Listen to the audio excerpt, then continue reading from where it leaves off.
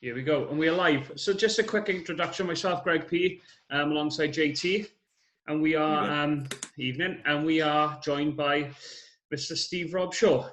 Steve, how's it going, mate? Hi, good, thanks. How are you doing? Yeah, really good, really good. This has been a bit of a whirlwind between us, Steve, because you contacted me 2 days ago, just to say very briefly, I've been watching what you guys are doing, and you're enjoying it. I've got a story to tell as well. Can I come on? And we have met before, we? And I had a quick half hour with you, and I rang Justin straight away, really excited to get you on, really, because you've got a definitely a colourful story to tell us. Drinking a fine drink, boys. What is it? Well, basically, the doctor said that I wasn't eating enough fruit. Okay. I thought I'd instead of using ice, I use frozen summer fruits. Yeah. In my gin and tonic. So I'm getting my 5 of the day. Good man. Greg will be on a gin and tonic as well. I'm on a gin and tonic. You've got to. It comes with the territory now. So for people that don't know, and a lot of people won't, because you've been out of the country for a long time, Steve, can you give people a brief introduction about yourself? All right. Well, yeah. I'm Steve Robshaw. A lot of people will know me as Robshaw or Robert Shaw. A lot of people get confused. I got confused.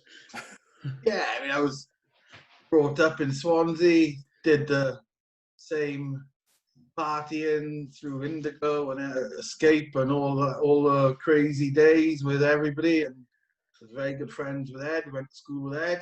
Yeah. I was also big into the rugby. Played for Mumbles and Dunwood Rugby Club and Gowden Rugby Club and almost every bloody rugby club in Swansea, actually.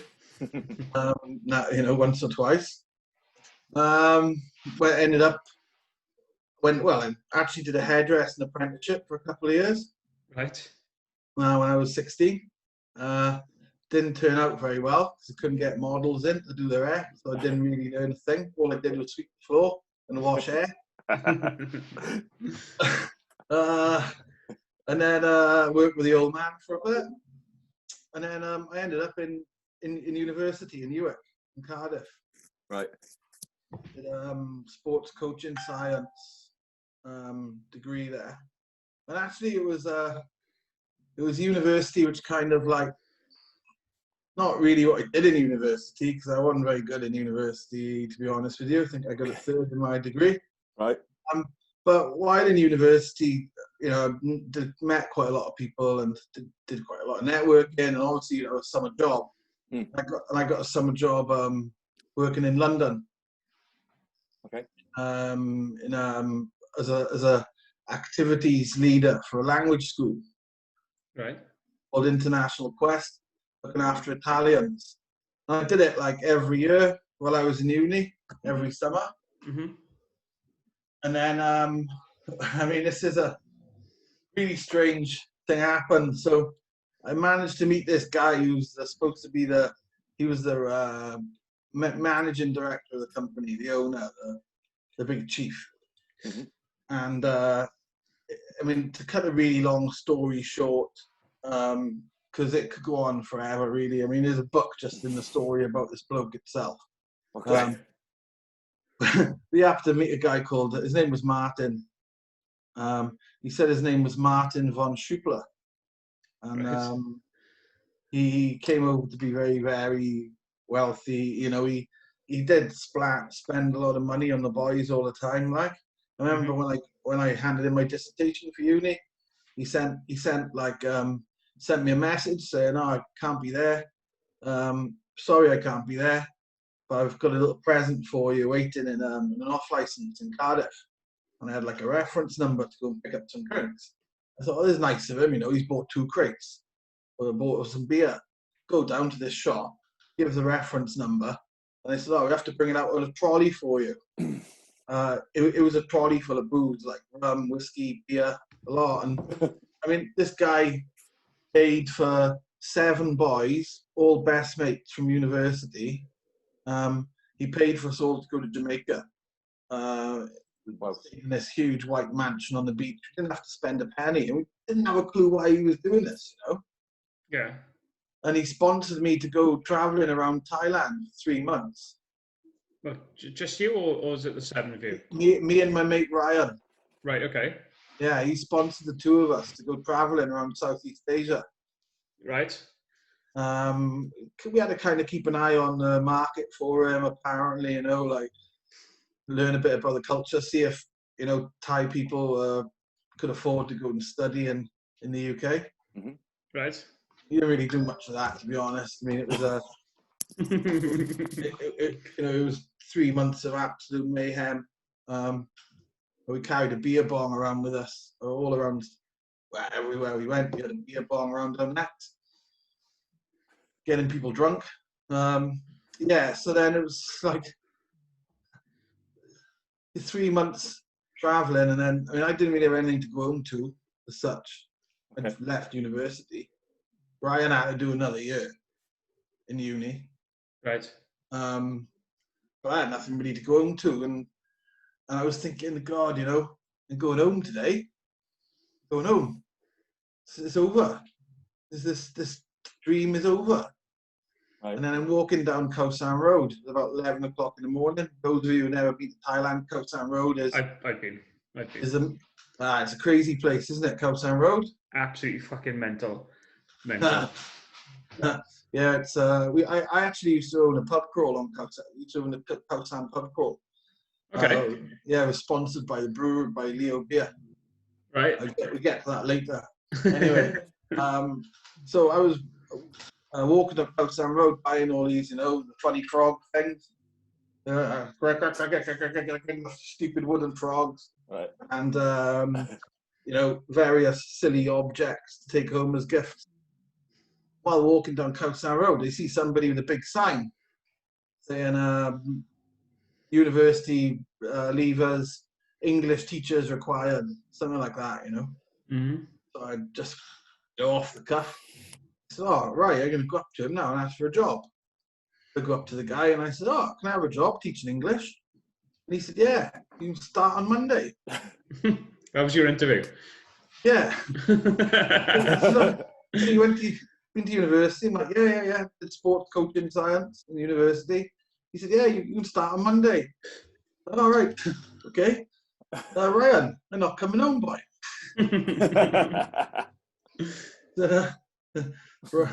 Brian goes home, goes to the airport, goes home, and I'm there now. Got 4 days to wait until I'm starting work. I can honestly say I had like about 10 quid to my name. Right. You know, the sponsorship was over.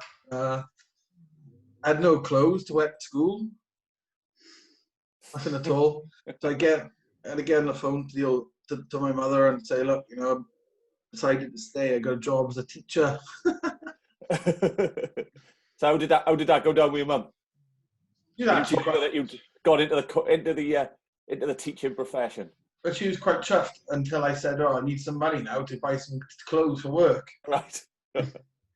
So this is funny. This is funny story. So she sends me some money. I bought these clothes for work. Went to work on a Monday. Did a whole week teaching English. Actually really enjoyed it. And then on the Friday, the last day of the week, finished work, and I got paid for a week's work. And then it was still quite a lot of the people that I met backpacking. Mm-hmm. Quite a lot of them were still around. Were still in Bangkok. So I went down to stay in Bangkok for the weekend to meet up with all them lot. Get on the steam. So I can remember the Saturday night. I must have drunk I don't know.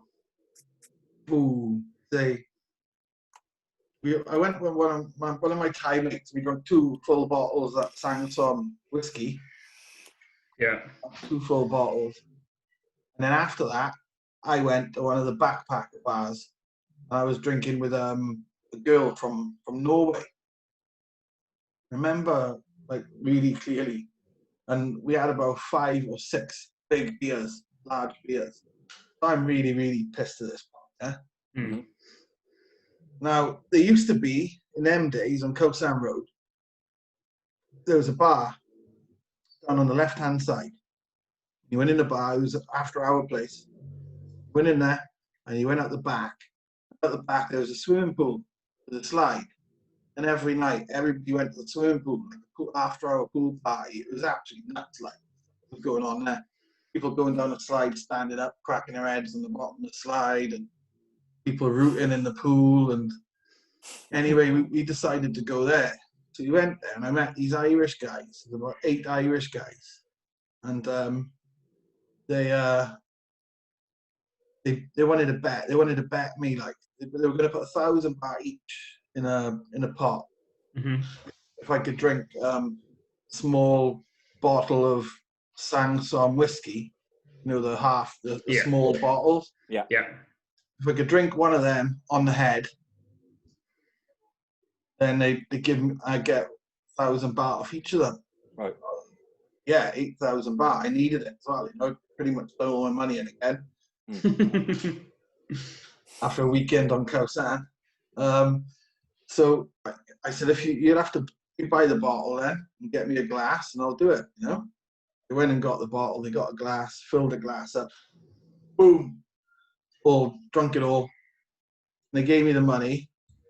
But then I woke up then at like 2 o'clock in the afternoon the next day in my underpants on the pool table. As you do. Are you asking me to try and fill in the blanks? Is that? I don't know I still to today I don't know what happened in between, but luckily all my clothes were outside in a pile. Right. My wallet was there. All the money that them boys had given me was all there.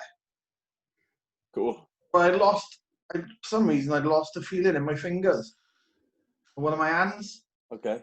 And I thought it was because I'd slept on it funny or something. Yeah. I went to the doctors, and they said I drank too much and it damaged my nerves. Okay.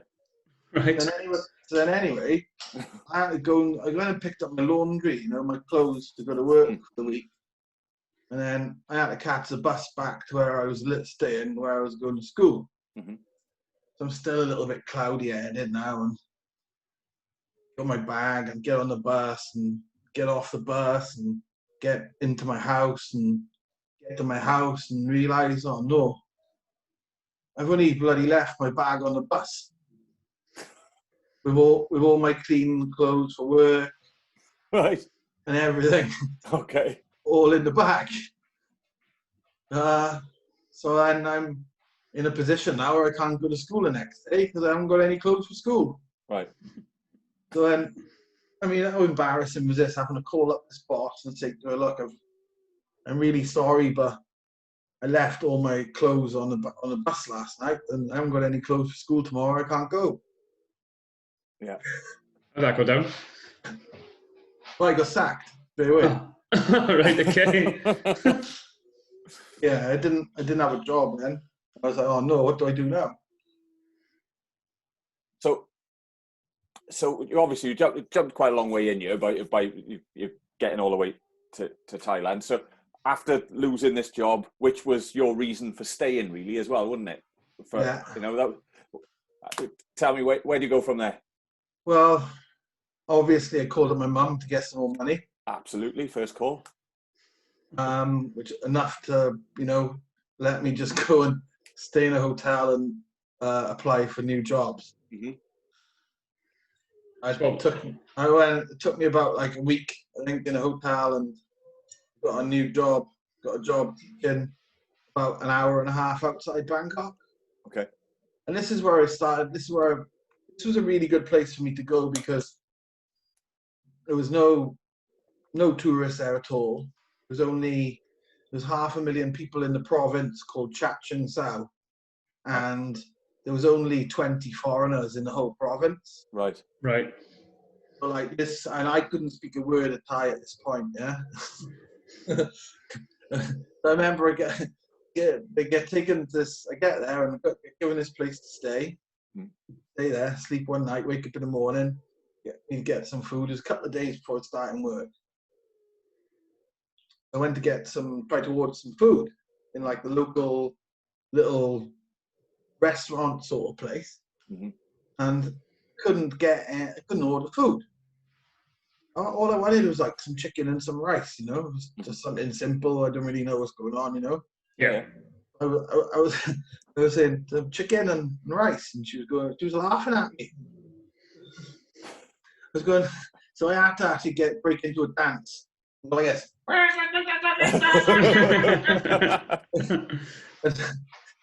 And she said, Guy. I was like, yeah, Guy, that's right. So I knew then chicken meant Guy. Right. So I thought the men then, every time I wanted to say chicken. Well, yeah, I don't know whether that's an image I want to retain for too long. Guy, Yeah. you know, Guy, the guy, Yeah. you know. So, so then I needed to get some rice. So I went like that. And she said, oh, cow, my cow. I was like, yeah, okay. So I realized that rice and chicken was a cow and Guy. I basically ate Guy and cow until I learned something else. So how long did that job last, Steve? I did it for about 9 months. And the only reason why I didn't carry on doing it was because I was a bit of a naughty boy and I didn't have a visa. And I'd overstayed my visa by several months.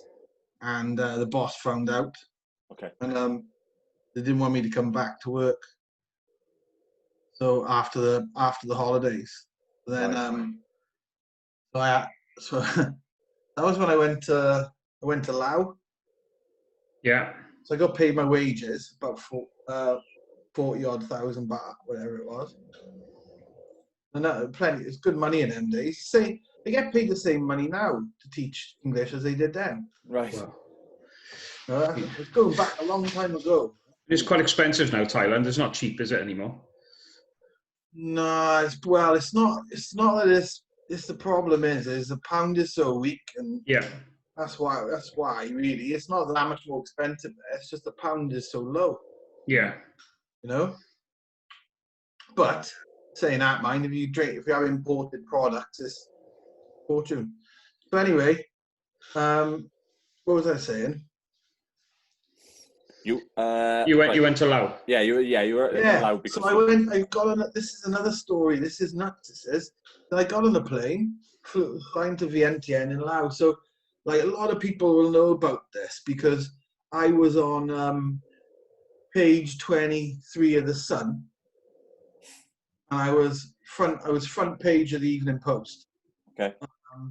I was the fucking the headline board which you see outside news agents. Yeah. But I was the headline. Yeah. Right. Okay. Do you want to? Right. Okay. This is going to be a story. So why did? And I was in Chat magazine. Well, the funny thing is, I mean, I can reveal now because it's so long ago. I mean, I actually made the story up. Right.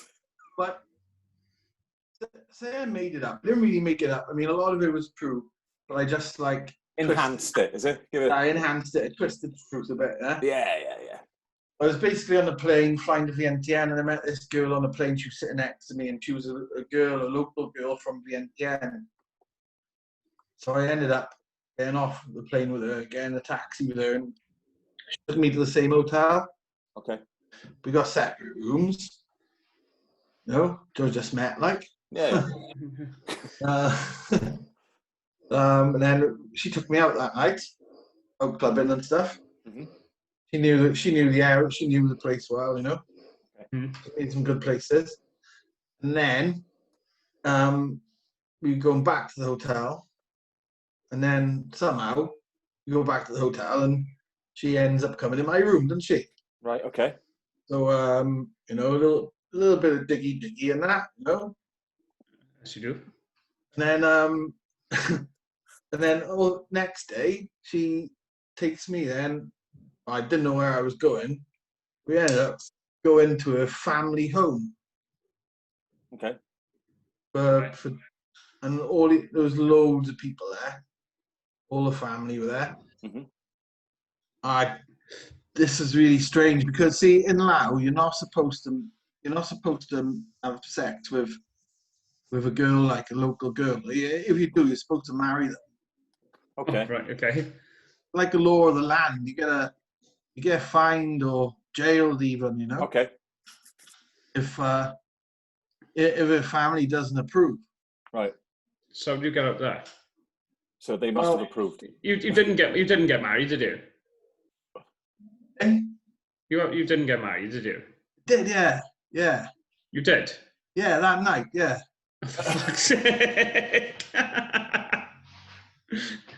It's like The Hangover, this is, Steve, isn't it? You know what I mean? That night. Wake up, married, or hook but up. you know, but see, when I made the story up on to the newspaper, Mm-hmm. I said that I ran away and the police came and caught me and took me to jail, and I spent 3 weeks in jail. Okay.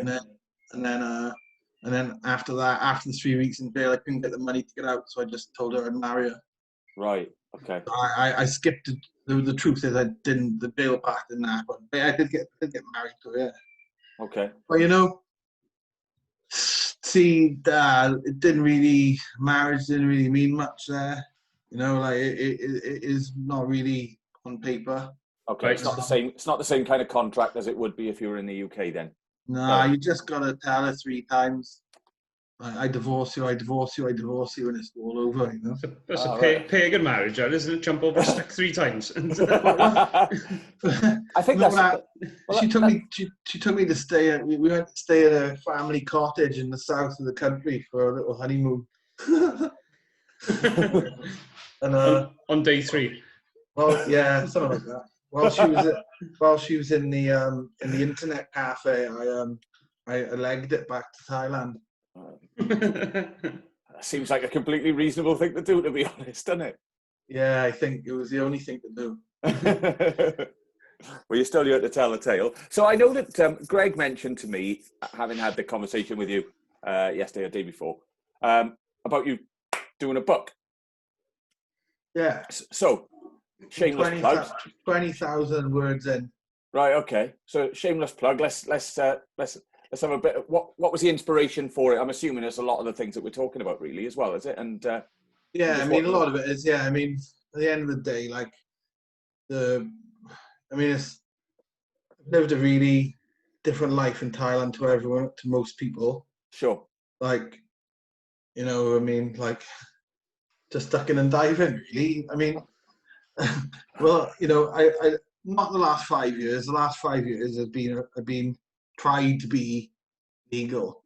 Right. Okay. But for the first 12 years, I just was never legal. I never had a visa. I just didn't care. So, what's your book called, Steve? Or what's it going to be called? The title of it is going to be called The Overstay. Yeah, I knew that would tie in lovely with this. So, obviously, we'll go back to some stories. How long did you overstay for the second time? It was a few months the first time. How long did you overstay for the second time? I hope no immigration in Thailand are watching this video. Okay, well, I did one 8-month overstay, and then I did a 2.5-year overstay. Then I did an 8-year overstay. Okay. Well, you know, you're improving on your times all the time. So. Yeah. But then, you know, later on, I was still trying to be good. Yeah. But I got forced into another 2-year overstay because I had a legal problem. Okay. And the judge had my passport. Right. So I couldn't leave the country. So my visa overstayed again 2 years. Okay. That wasn't supposed to happen, though, you know. No, I can imagine. If you're overstaying as well, I'm assuming you're travelling on a British passport as well at the time. No, I didn't even have one for 8 years. Right, that's what I was going to say, because it would have expired, wouldn't it? Because I didn't have. you've been out of the country. So, like, honestly, for 7.5 years, I honestly say I didn't have a single bit of identification whatsoever. When I died, nobody would have had a bloody clue who I was. Right. No, and I suppose it's that part of the world where people can kind of almost get lost as well. Yeah, in them days, you could get away with it, you know. Mm-hmm. Yeah, you really could, but you know, I mean, but towards the end, I started to feel like I had a massive weight on my shoulders. You know, I was constantly looking around for. In the end, you know, I knew exactly what an undercover cop looked like. I could tell one straight away. Okay, and would you say that the undercover police would be actively looking for Westerners who overstay? I don't know. I've never been, so that's why I'm kind of loud, abrasive people like me, right? Who's not really giving two shits about what they do and thing. Going around pretty. You know, I used to spark up spliffs on the train and stuff, man. Right. Okay. You know, I took the risks, which, you know, it is highly unlikely you're ever going to get caught doing any of these things, right? Okay. The same with anything, anywhere. It's highly unlikely you're ever going to get caught walking around with a joint here, right? Yeah. Yeah. True. Highly unlikely in Bangkok either. But if you do, then the penalties are horrible, you know. Well, the repercussions out there are a darn sight heavier than they would be here, aren't they? Yeah, if it happened here, right? Well, it wouldn't matter. You'd probably just take it off. If it happened there, it would be, well, it's happened to me many a time. And it's a pain in the ass. Okay. so what kind of repercussions were you getting then, Steve? It's always financial. Every single time. It's a massive hit to your wallet. Okay. That's right. That's that kind of society, though, I suppose, isn't it? That it's based on money changing hands, so that's what they deem as being a suitable recompense for committing a crime. If they got a chance, they just destroy you. They will, you know. Yeah. That's a bit like some parts of Europe would have been probably 30 years ago and stuff as well. You know, Has it happened in the last 6 months? Managed to make some friends with a few higher ones, and I got bundled just before I came back. Right. I thought you were going legal. Well, I was legal. I had a passport and stuff, all good. Visa, work permit. There's a start. I was sitting in my mate's house, no, in my house, with my mate, having a drink, drinking his wine. Yeah. It was about 11 o'clock, and he said to me, "Oh, you got any smoke?" Like, yeah. Oh, well, I haven't got any, but I know a guy that I've already given money to get me some, and he hasn't given it to me. He's just kept money. Mm-hmm. I'll give him a ring now. I phoned him up, and he said, "Yeah, I got it." And he told me to come and meet him at a certain place. Yeah. So I went to meet him. Sat on a bench by the shop, and then he passed me over the bag of weed. The next minute, there was two guys jumping on top of me. Mm-hmm. I thought I was being mugged at the time. I thought it was like, because it was plain clothes, I thought I was being mugged. Yeah.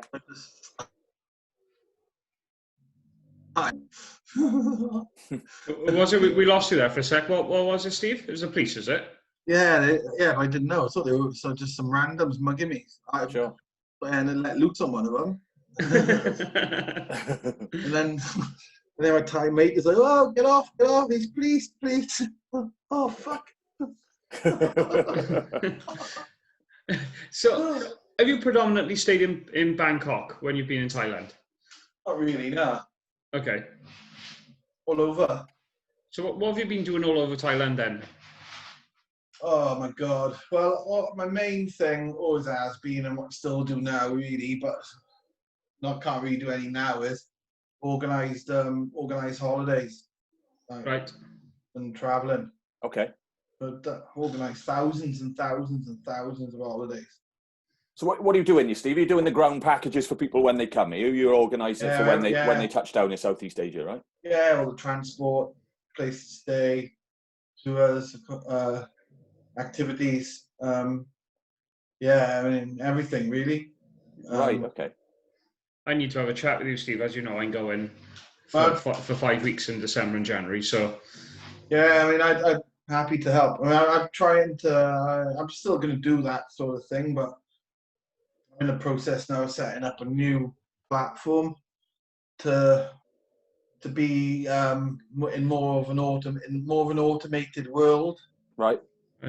Like, so I don't have to be so much face-to-face business. Okay. You know, so I'm setting up some platform which is going to be like an app. Right. Own app, and also a website as well. Okay. So what's this new platform do? Well, it's called Experiences. Right. With an X, no E. Yeah. An X, Okay. Yeah. And what it does is, it's like a search engine type of thing. Okay. For like your top 10 experiences in all the main countries for traveling in the world. Okay. And it will have like kind of hotspot technology within the app, so that it kind of pops up when you're somewhere, you know. Yeah. Oh, right. Okay. So a bit like, sorry to use a kid's analogy, but that's a bit like the same kind of principle that sits behind Pokemon Go, for argument's sake. That when you're near something, it'll actually, you get a notification of it. So if you're within a vicinity of, it'll say that there's a place of interest, for argument's sake. Well, it'll just recommend you to download the app. Ah, right. Okay. And then that app will be focused on where you are. Right. So it'll be like, you'll have the 10 experiences in Thailand. Sure. Oh, right. Okay. So it'll just pick up on your location and advise you what the things to do are where you are. Yeah, exactly. Ah, right. Okay. Cool. Yeah. So I mean, it's going to be African safaris and like diving with groups. Okay. So vineyard tours in Italy, vineyard tours in Georgia. Right. All sorts of different things, really. Like music festivals in the UK, all sorts of stuff on it, really. Okay. So what are you doing this? Are you going to do all of this on your own, or are you going to? I've got a guy from Chile that's designing the website for me. Ed Kerno. No. A proper Chilean. This guy's a proper Chilean. Right. Okay. His name's Eric. Right. Okay. Well, so, he's working on the app and that, you know, and it's taking our time. It's not going to take a while to do, because a lot of the people that we've needed to contact is closed, you know, because of this the COVID-19. You know, it's tourism industry, isn't it? So yeah, absolutely. Well, that's what's affected me, really. So a lot of the contacts are slow at getting back to me with things because things are shut. Mm-hmm. Yeah. So what's and the reason why we predominantly do these, obviously, we're going to discuss your story, Steve, is that we talk about music quite a lot. So I know the music is quite a massive part of your life as well, mate. So yeah, man. Yeah, I mean, yeah, I've been like involved in music in Thailand for years. Or ever since I was good mates with Gwith. Do you know Gwith? DJ Gwith, David Gwyther. Yeah. Yeah, well, I was good mates with him, and he actually stayed with me for a couple of months in Thailand. I used to have a resort. Right. This is going back like 10 years ago. Yeah, I had a little resort, and Gwith was staying there, and he had a little like nano MIDI controller. Right. Yeah. And I was playing around with that and having a little mix with that and stuff in the restaurant, the bar. Mm-hmm. Yeah. And he left, he did, but he let me keep it. Okay. He let me keep the controller. I was, just practicing with that, playing a load of tunes that I had, a load he gave me and a load I got myself, and just having a play around. Downloaded loads of the old school sort of funky house tunes and that. Okay.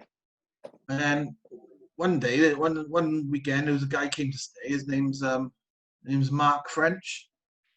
and he was really big in the UK, like in England, London DJ, going back like maybe 20 years, 25, 30 years ago. He was pretty big. He was playing with like Nick Van Chuli.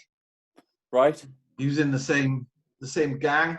Okay. Same DJ gang with Nick Van Chuli. Right. He was still playing at the time, and he came over, and I was like playing tunes in a restaurant, and he asked me if I'd get him a gig. I arranged a party over on a place called Chill Out Bar on Tonsai Bay. Right. So it used to be, I think, to now is one of the best venues I've ever been to in Thailand. It's just unreal, and because I used to go there quite a lot, and the owner said, yeah, let's do it. Why not? Because I used to see Griff used to go and play there, see, and started a bit of a techno scene over there. Yeah. And then I managed to get Mark a gig. So Mark asked me to warm up for him. He said, "Why didn't you warm up for me? You know, I've seen you playing in the bar in the resort.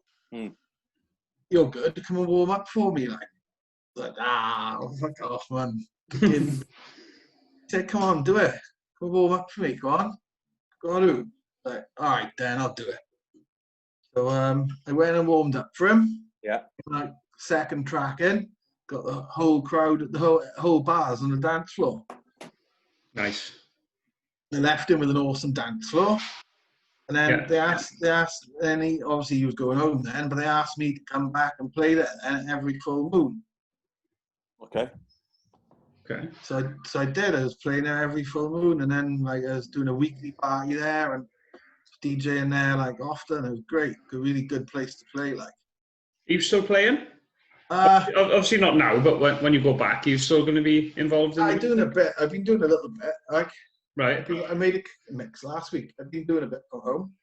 Okay. Yeah.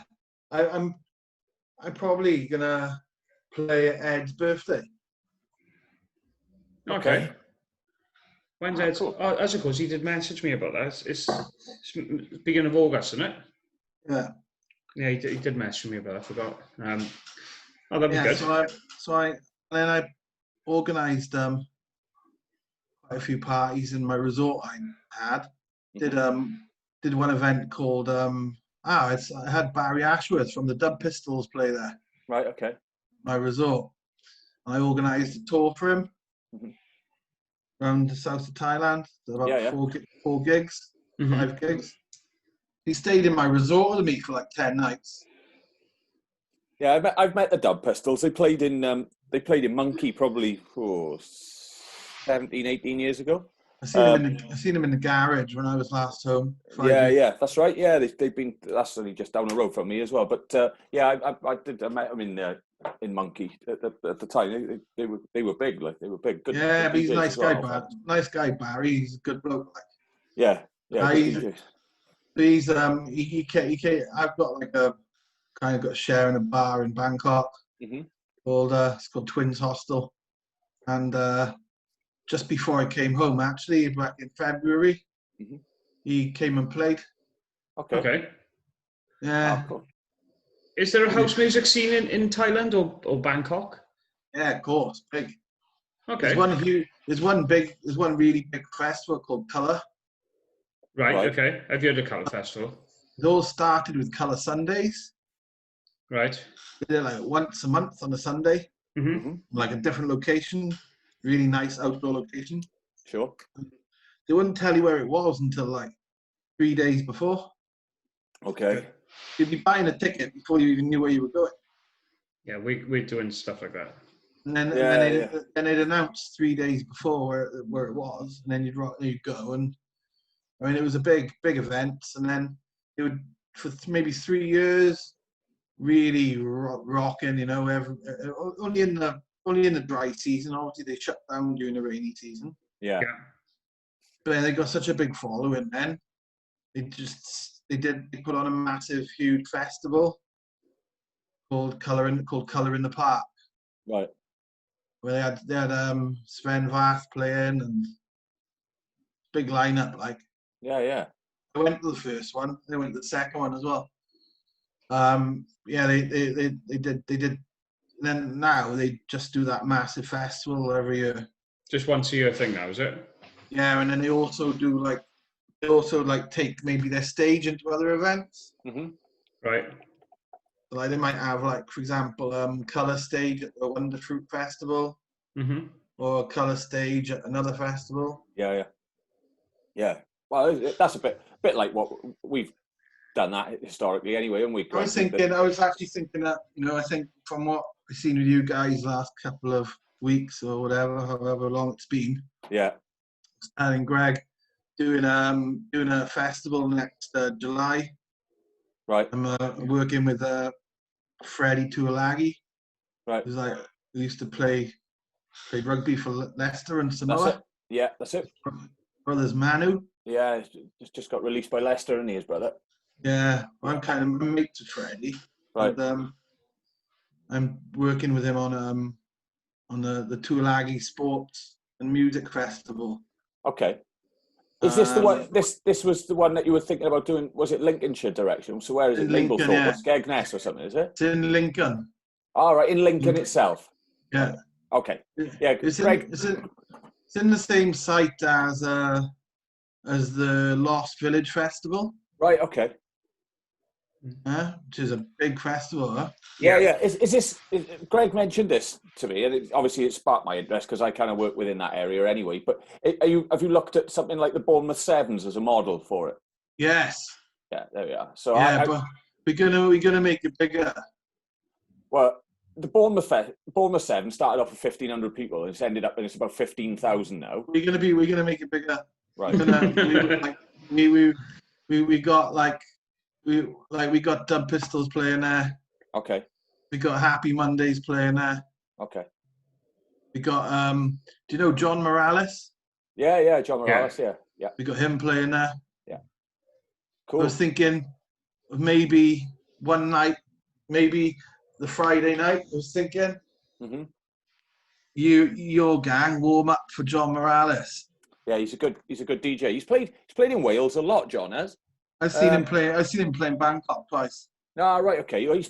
He's played in places like what's it called, Platform 11 up in Ponty. Greg, Yeah. Platform 11. Yeah, he's played up there, and he's played in Cardiff a couple of times, America-wise and stuff. He's brilliant. He's brilliant, man. Yeah. He's. I got a lot of his remixes as well. He does an awful lot of kind of disco kind of disco tinge sort of house and stuff. Yeah, isn't it? All disco. Disco. He is. Yeah. Well, he's been around a long time, like so. Yeah, he was the first guy to put two acetates together. Yeah. Make an extended mix. Yeah, that's right. So They're also looking at maybe the Asian Dub Foundation. Right. Okay. Martin O'Fire. Right. Okay. Is he DJing? Yeah. Okay. We were thinking about James Haskell as well, maybe, but. Yeah, he DJs a bit now, doesn't he? He does more kind of mixes for like workouts and stuff, doesn't he? Yeah, he's like, we're not booking him anyway. Right. Okay. Okay. So obviously going from that's obviously what your plans you got this year. So are you planning on going back? And so what were you doing in Thailand before you left? Obviously you come home because of COVID. What were you doing before you left? I was like, just organised a rugby tour for a group of 30 lads just before I left. Okay. Right? It was absolutely nuts. So would you go around with them as well? Yeah, I was on tour with them. I was with the team. Okay. Yeah. I had a cameo role. What, that didn't involve having to play then? Is that right? Yeah, it did, yeah. Oh, you did have to play, did you? Yeah. Came on. How old are you now then, Steve? 40. Right, okay. If you play for Dunvant, you would know one of the boys I work with then. Skillsy, Gareth Williams. Yeah, I know him. I was talking to him today. Ah, right, okay. Yeah, because I'm going to meet with him next week, actually. Right. About him sending some people up to our Tuolagi tournament. Yeah, well, that'll be me that'll be selling it because I work with him. So. You work with him? You work with him, do you? Yeah. Well, I do. Obviously, at the moment, I don't, because we're all furloughed because of what's currently going on, and obviously the mass gathering side of things. Yeah. But yeah, that's our stock in trade. You know, that's what I've been doing for the last few years now. And, we're gonna have a little chat about him, maybe trying to bring some tours over to Thailand as well. Yeah. That's something that we've done historically. We've brought groups from New Zealand over here, and French and Spanish and Polish and Georgian and stuff like that. We brought them over here. We send an awful lot of teams over to predominantly Northern Europe, because France, Holland, Belgium, A, because they're close, but B, because of the quality of rugby that they're able to produce. Just get some teams over for the Thailand 10s. Yeah, well, absolutely. I think the thing is, when you're doing that, obviously you're not pitching it to junior teams then. You tend to be pitching it to youth and like seniors and stuff like that. Junior rugby as well, though. Yeah, I think you're going to struggle to get parents to pay for a load of 8-year-olds to go to Thailand for a fortnight, aren't you? Do you know what I mean? And not go themselves. Well, so, are you only doing juniors? No, we do seniors as well. We sent like Brinketh in youth last year, went out to Hong Kong. We organised that. Oh, right, cool, yeah. It's right across the board, and it's not just rugby; it's football as well. Well, any sport, netball, hockey. Would you have like ABTA license? Is it? Yeah, ABTA and ATOL. Yeah. You have ATOL as well. Yeah. So we can sell flights. We got the ticketing facility, sell flights as well. Oh, cool. So that's what we're able to organise, or the industry that I'm in, the business I work for, are able to organise a door-to-door service. So effectively, you walk out your front door, you jump in a bus that we organise, takes you to the airport on the flight that we've organised. There's a ground package guy at the other end, meets you, etc., etc. So, and we'll organise the fixtures, the excursions, the accommodation, and everything that sits around it. So yeah, it's doable. It's doable. Nice. Yes, it's got its perks, and obviously at the moment it's hardly ideal because of the situation that we're in, and mass gatherings is the big problem. So, so as it stands at the moment, I had news from Barry Ashworth a couple of days ago. Right. I don't know if it's gonna. I mean, he's supposed to have a festival in September called the Mucky Weekender. Right. Yeah. And might be on like. Yeah, it's difficult to know, isn't it? Because especially being in Wales, it is difficult at the moment, because what we're experiencing here as regards restrictions aren't quite the same as they are if you just jump over the border. So it's difficult to know what. I think I'm so Wales centric because I live here and everybody is here, that I'm not really bothered about what's going on in England because it doesn't affect me. So, and I suppose if I paid more attention to what was going on over the border, I'd probably know a little bit more. But it's so difficult, with these little lockdowns that they're doing, like in Dumfries and Galloway and Leicester and stuff, is that you can't plan in ahead. And obviously the industry that I work in and that you're working in and dabbling in as well means that you've got to have planning time. You've got to have prep time. I had like 9 groups cancel. Yeah, absolutely. Well, we do a series of 6 mini and junior UK rugby festivals with probably 2,500 people at most of them over a course of a period of 4 or 5 weekends, and we had to pull all of those. So that's like 15,000 people that we had travelling with us. A lot of loss, isn't it? Absolutely. Yeah, absolutely. But look, we won't be the only people in this industry that have been hit in that same way. You've got big firms like Virgin have been making cuts. TUI have been asking the German government for handouts. EasyJet and Ryanair are really struggling. And I know even with the VAT cut that they've done today, that's probably not going to be passed on to us as the consumer. Unfortunately, it's going to sit all with the companies. They're still going to charge the same thing. They're just going to make a little bit more money out of it. And that's just how it's going to be. It's going to be a little while, but confidence will return. I'm sure confidence will return, and I'm sure that people are itching to get out the country now, aren't they, Greg? I missed about 4 trips already this year. I know. And our next one, I was Benidorm in the beginning of October. Yeah, we'll definitely be going. It's just a fact-finding mission to Benidorm. We just, culture and I'm stuff thinking like that. I'm thinking about having a trip over to Benidorm as well, boys. Get in. It's class, mate. I've got to go there before I go back to Thailand. Yeah, it's definitely. Have you been before? Yeah, I've been loads of times. Right. Okay. I've been about 7 or 8 times to Benidorm. It's an experience, I think, is probably the best way to. It is what it is, isn't it? It's cheap. It's cheap. I haven't been there for. I went there the first time when I was 15. And then I went there when I was 16, 17, 18, 19, 20. Right. two or three times when I was 20. Yeah. And then I was like Thailand back then, and I never been back since. Ah, right, okay. I just let me go and grab a drink. I'll be back now. 2 secs. Okay, I'll do the same. We're just going to grab a drink. We'll be back now, right? No worries. I just did the same thing. There we go, and we're back in the room. So one thing I wanted to touch on, we obviously had a brief discussion for about half hour, and you named highlights of some of the stories that you went into, Steve. So quite early on in your trip, you were made homeless. So do you want to tell us about that in a little bit more detail? Well, yeah, just kind of like run out of money and didn't have anywhere to stay. So it was alright just sleeping on the floors of bars, right? Getting people to buy me booze, using the building site of a wash. Right. How long were you sleeping rough for? Oh, I was so drunk all the time. Didn't really notice.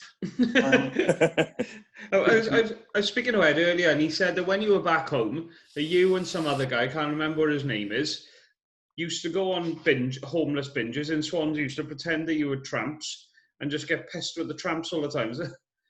Yeah, that's happened.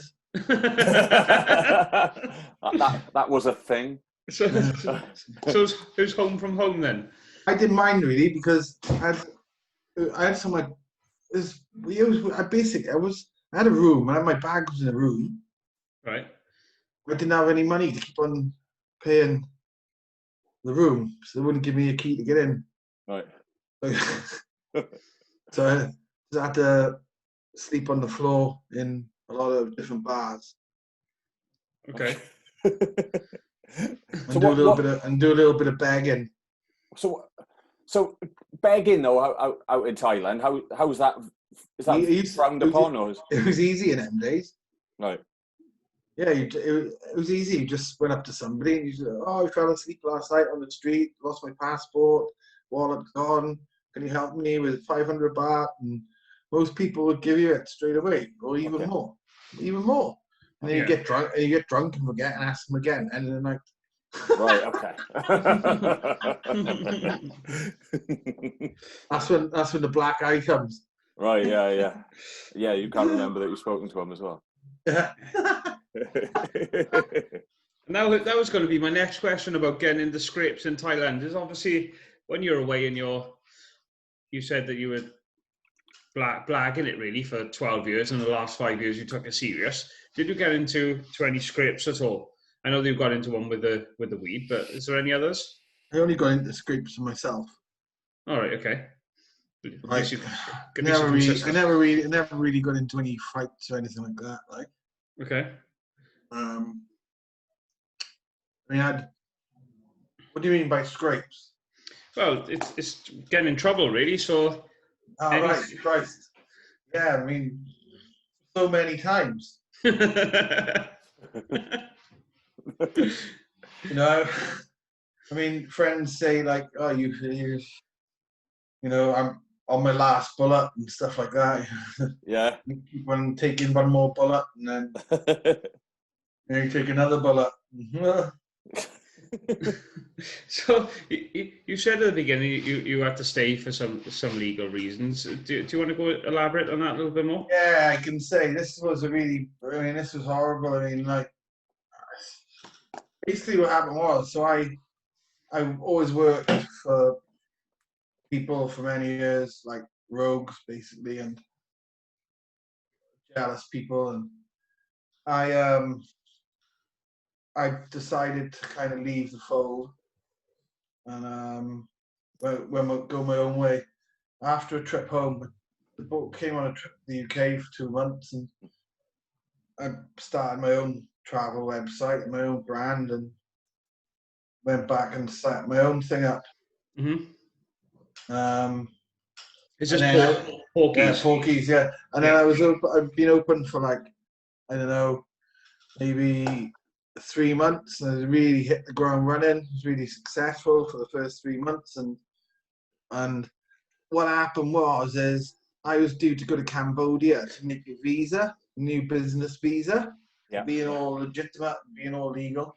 And my lawyer called me up and said, right, Steve, we're going day after tomorrow to Cambodia. Go get your passport ready. And I remember this was on January the 17th, right? Right. 2016. Okay. Yeah. And I went to get my passport and I couldn't bloody find it anywhere.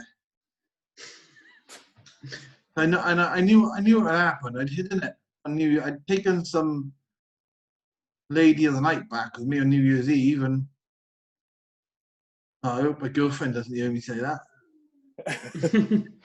And I hid the passport, right? I hid it so well I couldn't find it again. So did you hide it in your house or your apartment? Yeah. Oh, right, okay. In my apartment, like. So I realised I can't find my passport. I can't go to Cambodia. So I did all the things legally, correctly. You know, did it as you should. Went to the police, reported my passport missing. Got in touch with the UKPA. Arranged an appointment to come and apply for my new passport. And did everything by the book. Went to apply for my new passport.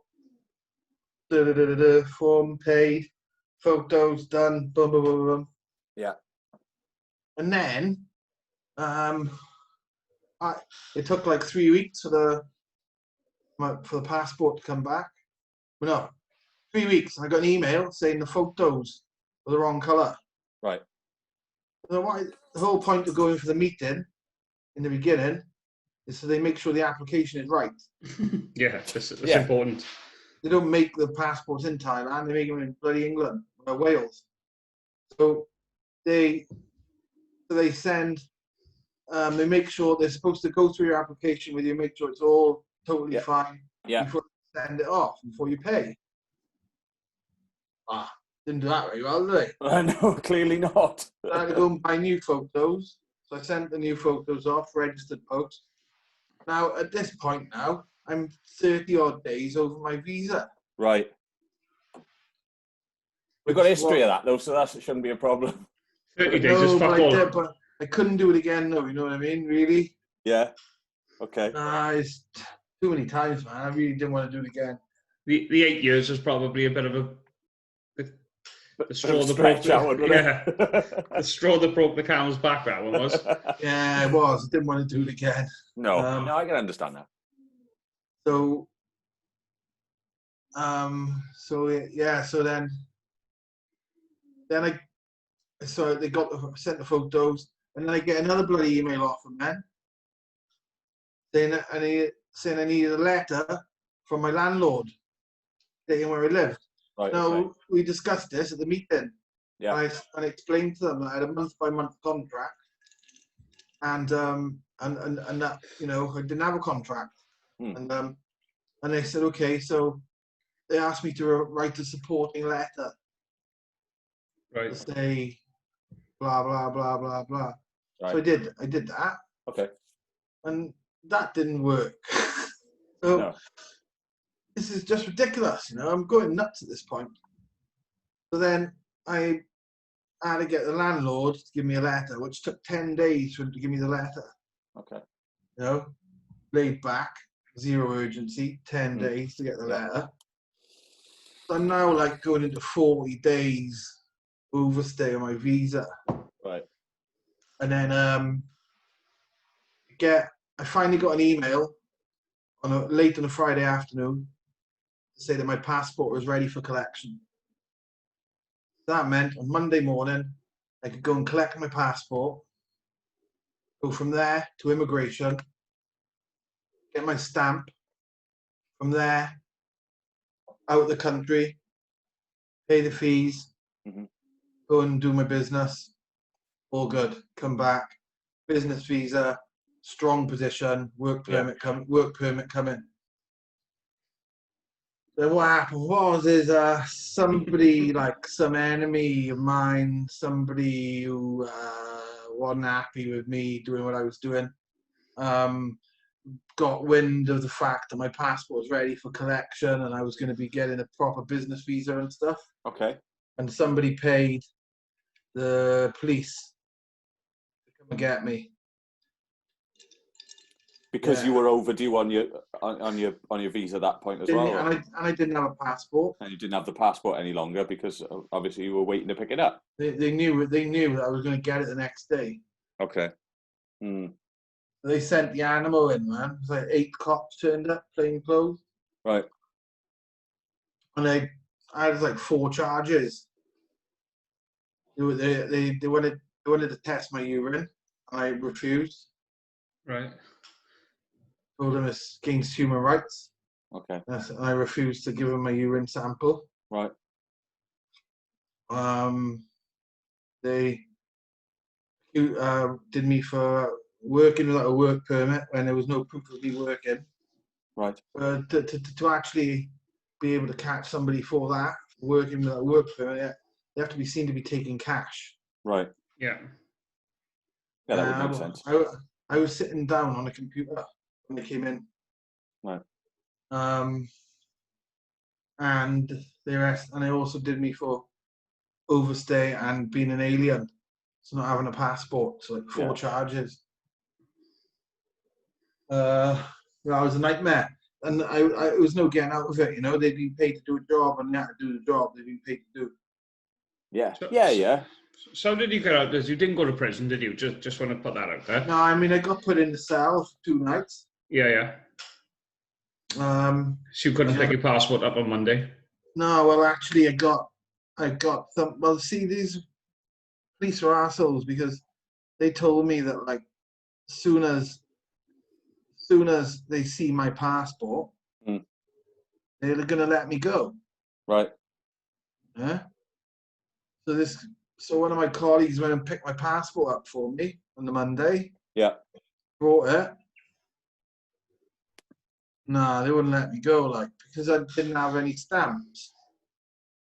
So it was like an illegal passport. It looked like it was a forgery because it didn't have any kind of stamps to say you travelled anywhere or anything with it. And they knew it wasn't a forgery because it was picked up from the bloody embassy. From the consulate, yeah. Yeah.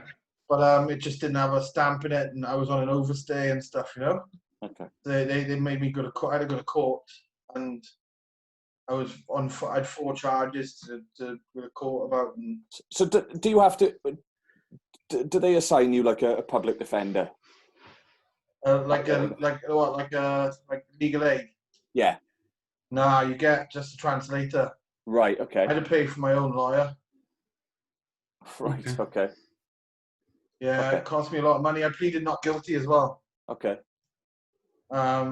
Because I was.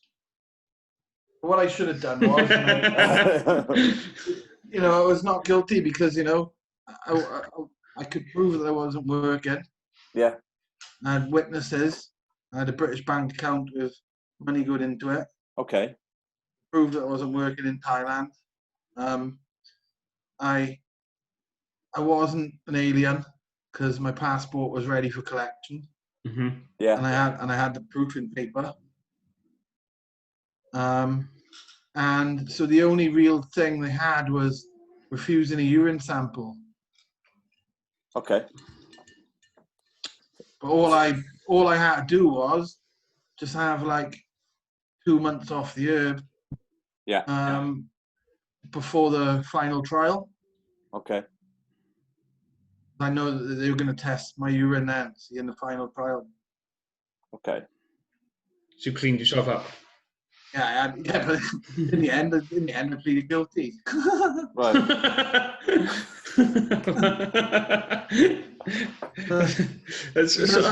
How long did that process take? It took 2 years to get to the final trial. Fucking hell. Right, okay.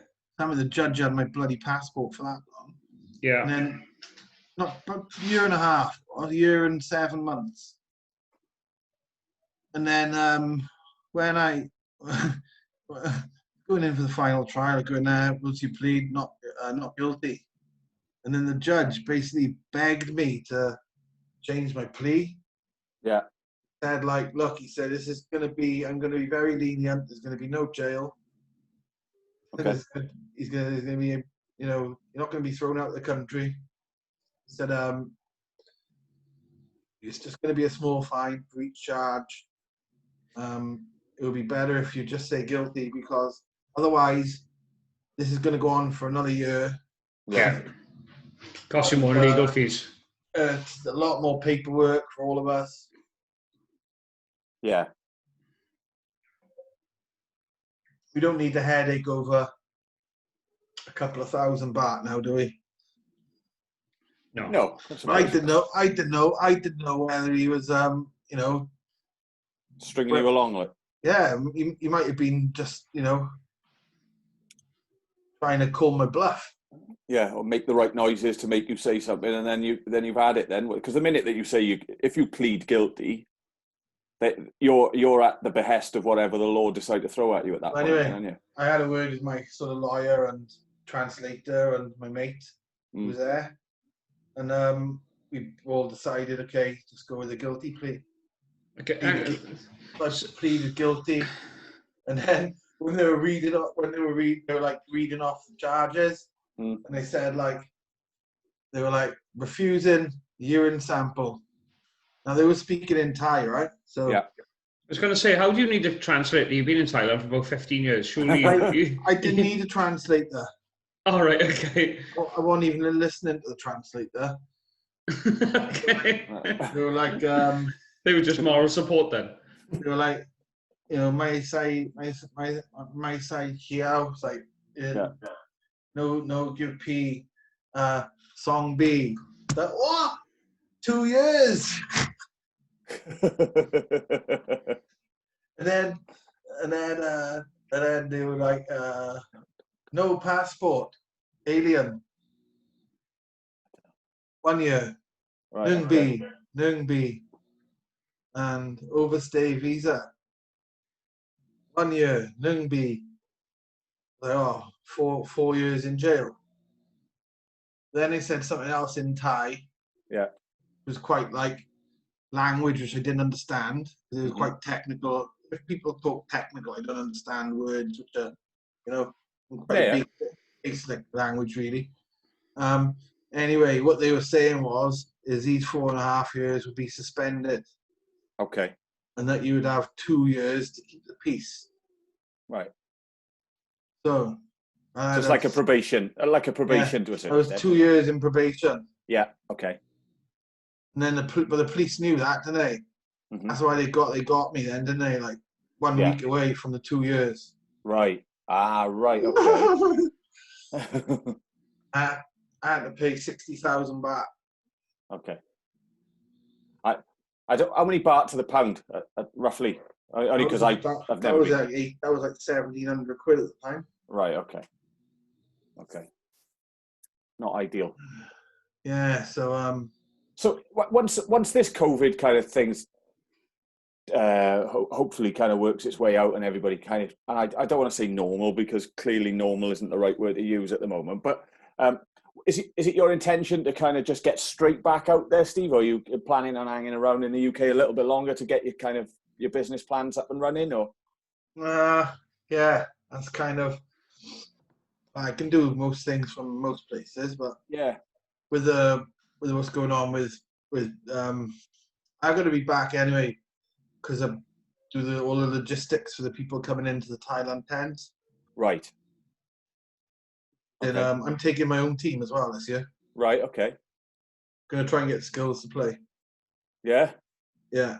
Well, he's been doing a lot of walking and a lot of running during lockdown. I know that much. He's been doing something like 20,000 odd steps a day. He's been telling me. Yeah, so, I've been doing a lot of walking. I'm going to get him. I'm going to get him to play. Okay. And try and get his brother to play as well if I can. Yeah, yeah. Because it's over 35s, veterans. Well, they definitely both qualify for that. So I want to take a team. I want to take a good team, try and win it. Yeah, absolutely. That's the thing to do, isn't it? Quite a lot of boys already interested. Okay. So I'm going to make a flyer now in a couple of days. Yeah.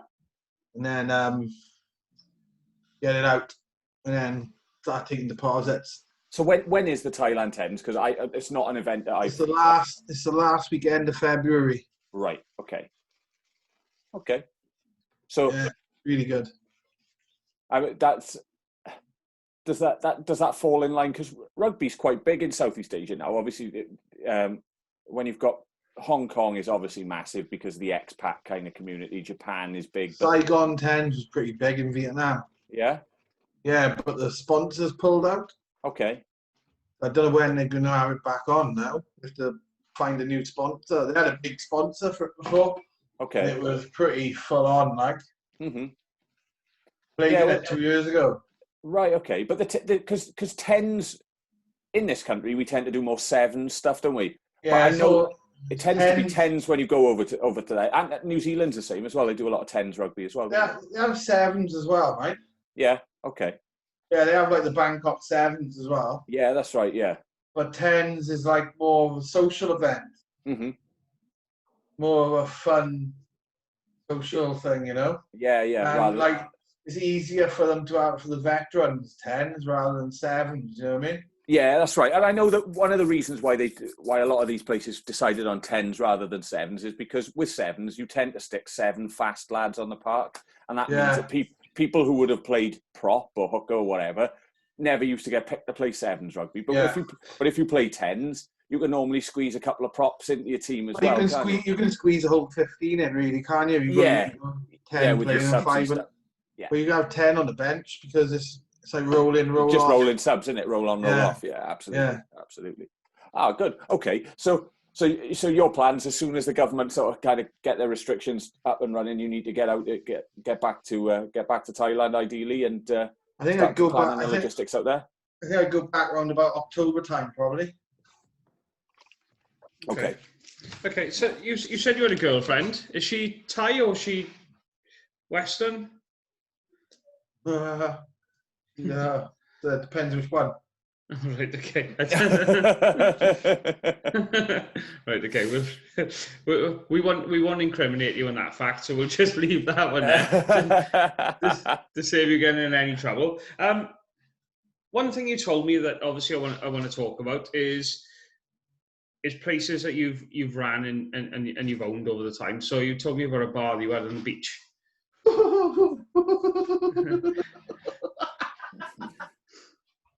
God, man! Tell me a bit about that. I might see if I can like share a photo of the place. Okay. See if I can do this. Right. Here we go.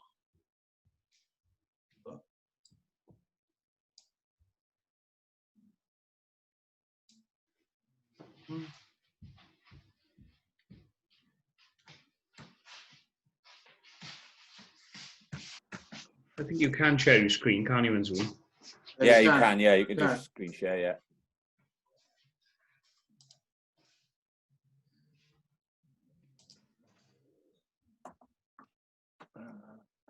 Let's go.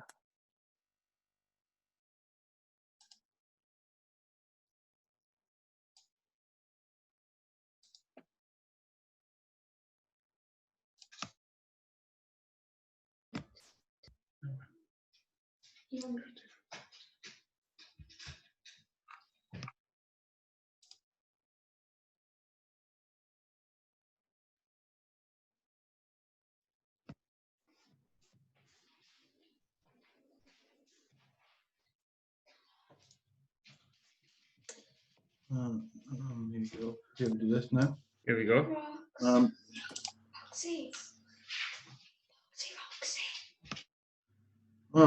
Host disabled participant screen sharing.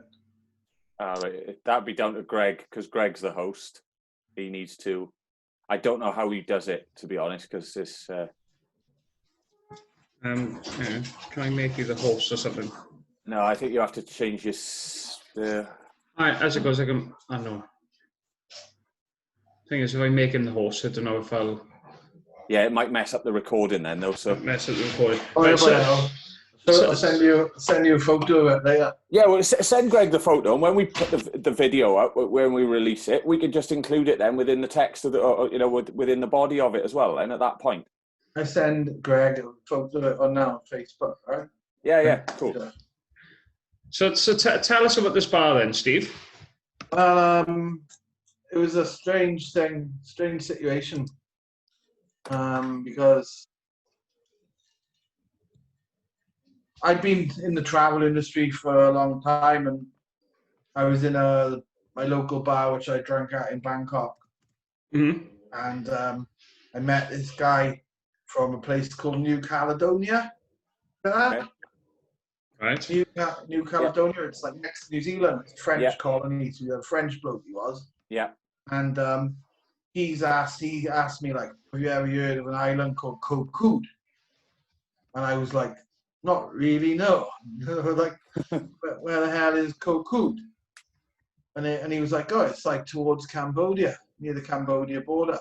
It's an absolute like paradise island. I was like, okay. What about it, man? And he was like, well, I've got like a bar homestay there type of place, and I want to get out. I want to rent it out to somebody because I'm doing a lot of acting now, and I'm in like started an acting career. Okay. He spoke the most amazing Thai. This guy got into doing Thai movies, and so he said, I'm going there in a couple of weeks. Do you want to come and see the place? So I'm like, why not? You know, he called me up, and it was in the middle of October as well, so it was rainy season, so it didn't, you know, and a place that nobody been in there for a couple of months, so needed good going over, and you know, like nobody had been there for a while, you know, and it was dark and rainy, and anyway, he took me there. I got there, and it was this place on stilts in the sea, man. Like you could jump from the bar into the sea, and it was just paradise. You could see this sandbank running past, and speedboats would come past, and kayakers would come past, and it was just paradise. And it was really cheap to rent, so I just said, yeah. I just took it off and straight away. I was like, yeah, I'll have it. Yeah. So I didn't even think about it. I never even did any research about the island. I didn't even go around looking around or anything like that. Okay. And I just took it. Right. And then we, obviously, you know, you get in a bar, you got to do an opening party, haven't you? Yeah. Of course. Would you get in there, Colonel? Nah, it's too far. I'm going to pay for it fly over. So he paid for himself. I had a German guy called Toby White, who was a pretty big DJ in Bangkok at the time. Okay. And I had him come and play. Me and him played. I played first, and then he played after me. And then I probably would have played again after that. And then it was really good. We smashed it, like really brilliant night, really packed, and really great way to open, you know. Mm-hmm. Then we made a big massive banner we started doing a Saturday event called Secret Saturdays. Right. And the secret was you had a shot with every single beer, free shot. Okay. Right. We made this like awful punch stuff and gave everybody a free shot with every drink they bought. It really kept the punters in, you know, getting pissed. Yeah. And the following week we got another DJ up from Bangkok. I think Graham Gold came up, played the other week, following week. Regular people coming up then, doing parties every week, and then the police bloody stopped us, gave us a load of hell, told us we weren't allowed to play music and after 10 o'clock at night. Oh, we didn't even have people come into the bar until 10 o'clock at night. I mean, what the hell can you do then? Mm-hmm.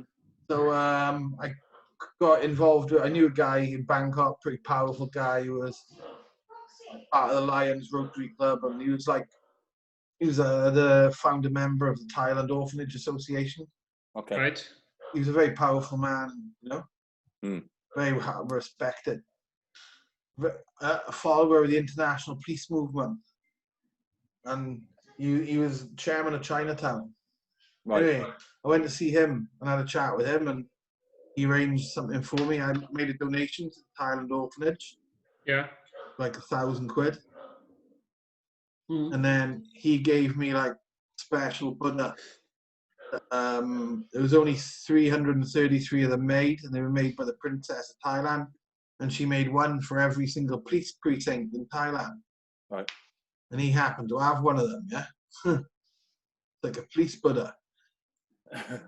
So he gave me one to put up in my bar. Yeah.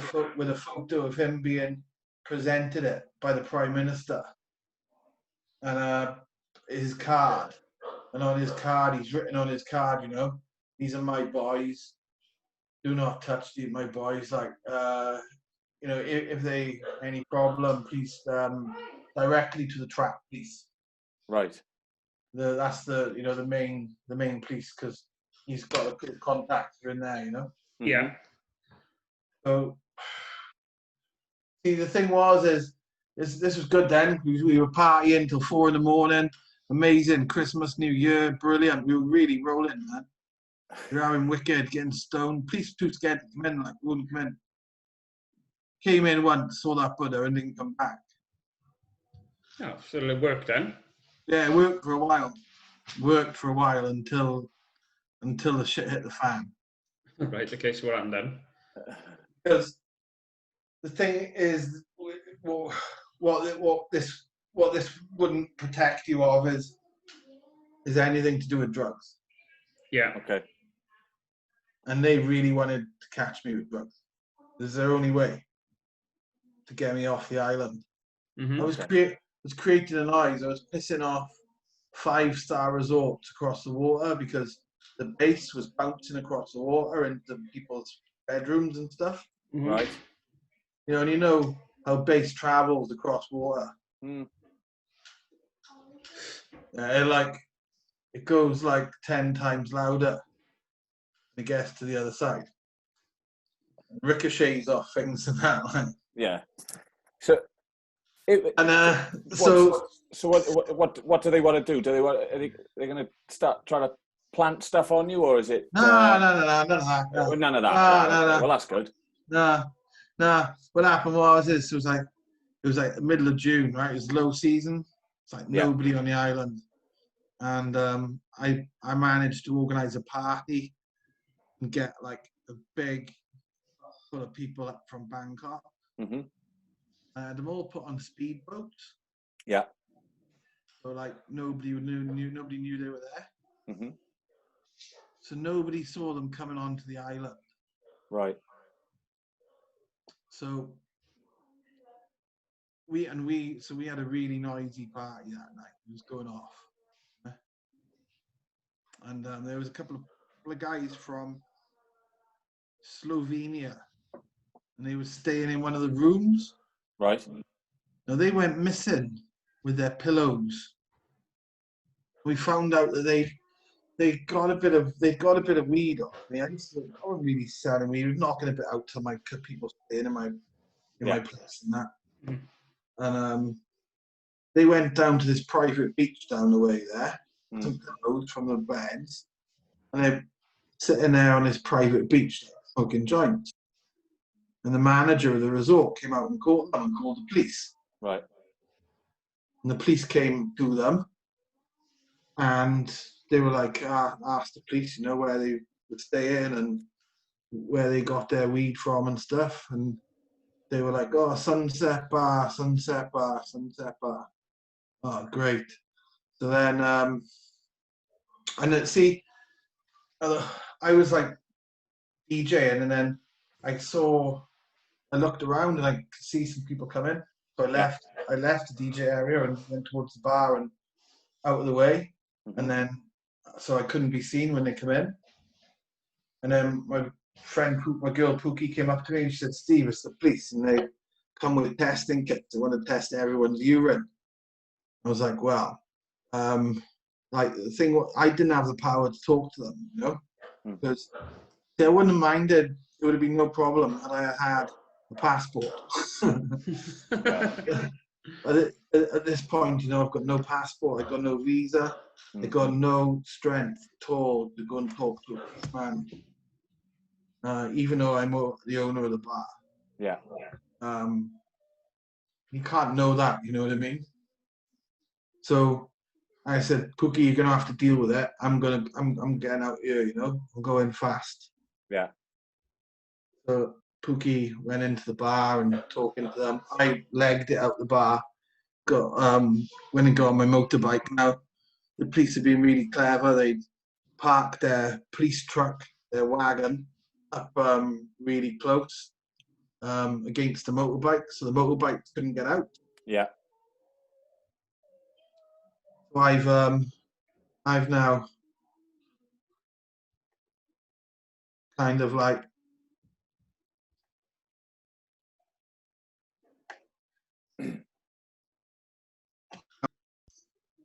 scratched this motorbike down the side of the police car. Yeah. And just driven as fast as I can to the waterfall. And I'm sitting at the waterfall for about 2 hours. Right. And then I drove back to the bar and the police were still there. I went back to the waterfall again. Stayed at the waterfall for another hour. And then I went back to the bar again and they'd gone. But they'd arrested the guy that was working there, Mr. B, my Thai friend. They'd arrested him because he didn't have any ID, so they didn't even know where he was from. Could have been like Cambodian or anything. They arrested him. They locked two of the customers that were staying. They caught them. They got their pee and caught them with weed in their pee.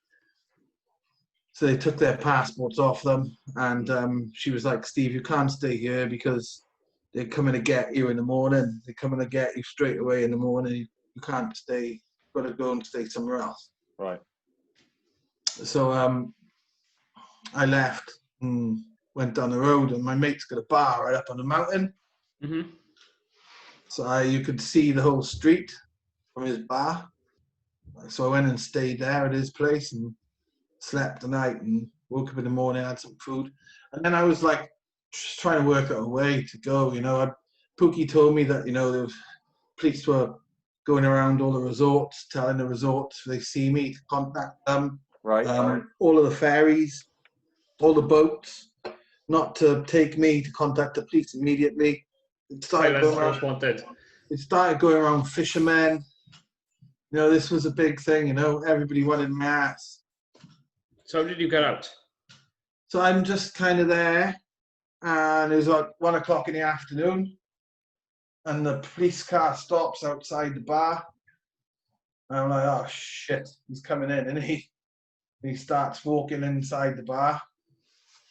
And I didn't have any, I just legged it back behind the owner's house.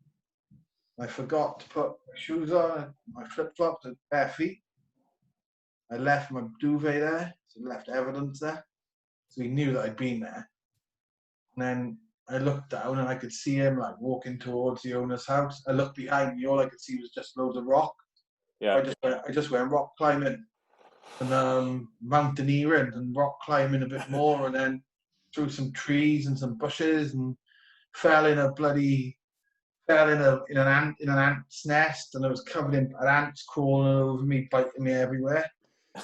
All I had on was a pair of shorts. I didn't even have a top on. Right. All I had was a pair of shorts and an iPhone.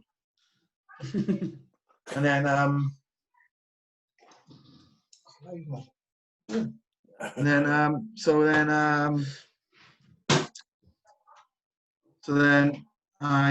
what happened then?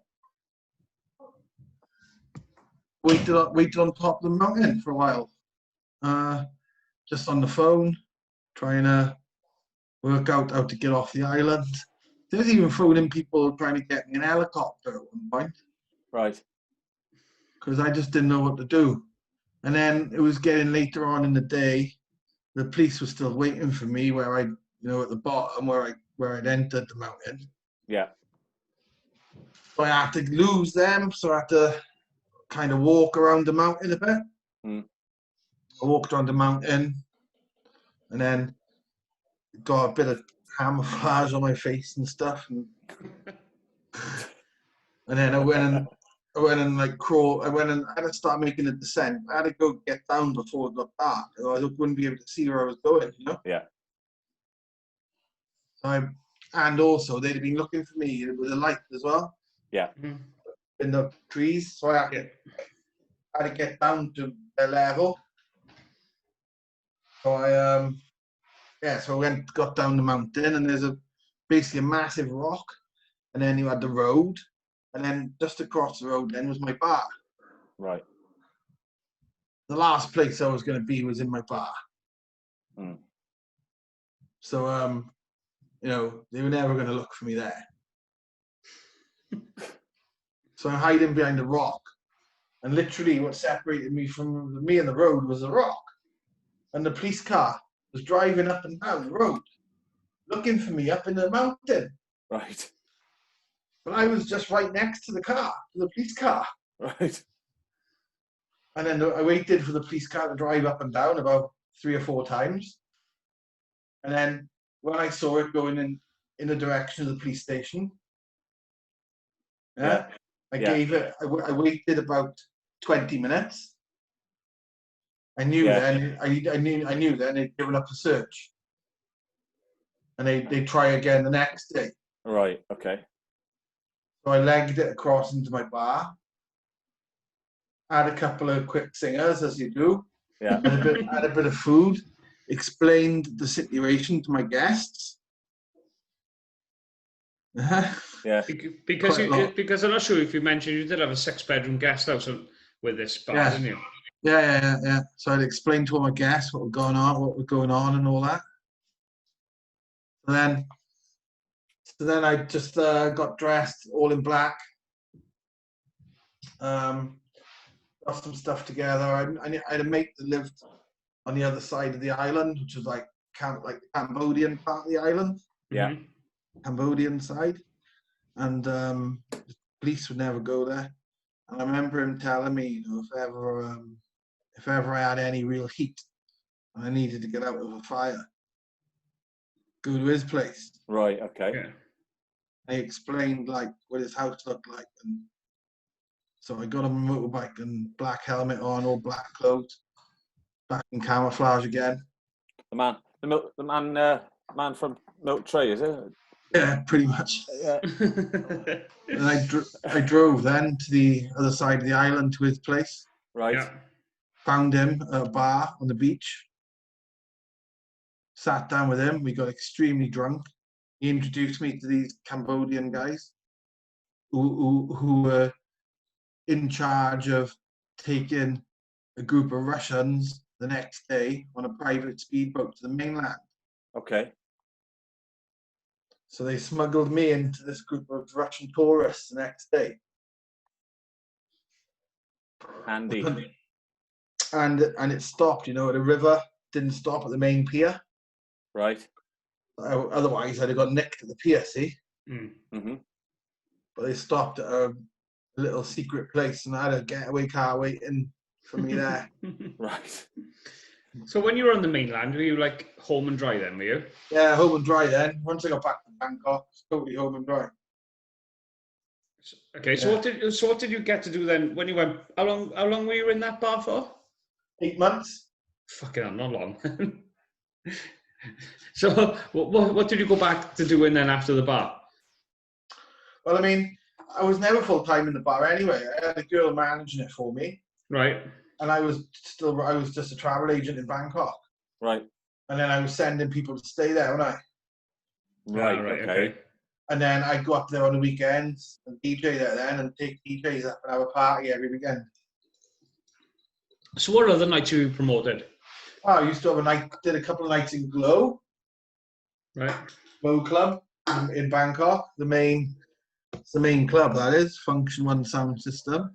Did Ed play in that? Is that the one he's talking about? No, I mean, that was years ago. I mean, I put a night on in Copenhagen with Ed. Yeah. I've been to Copenhagen. I missed the full moon party though. Yeah, you didn't miss much. Okay.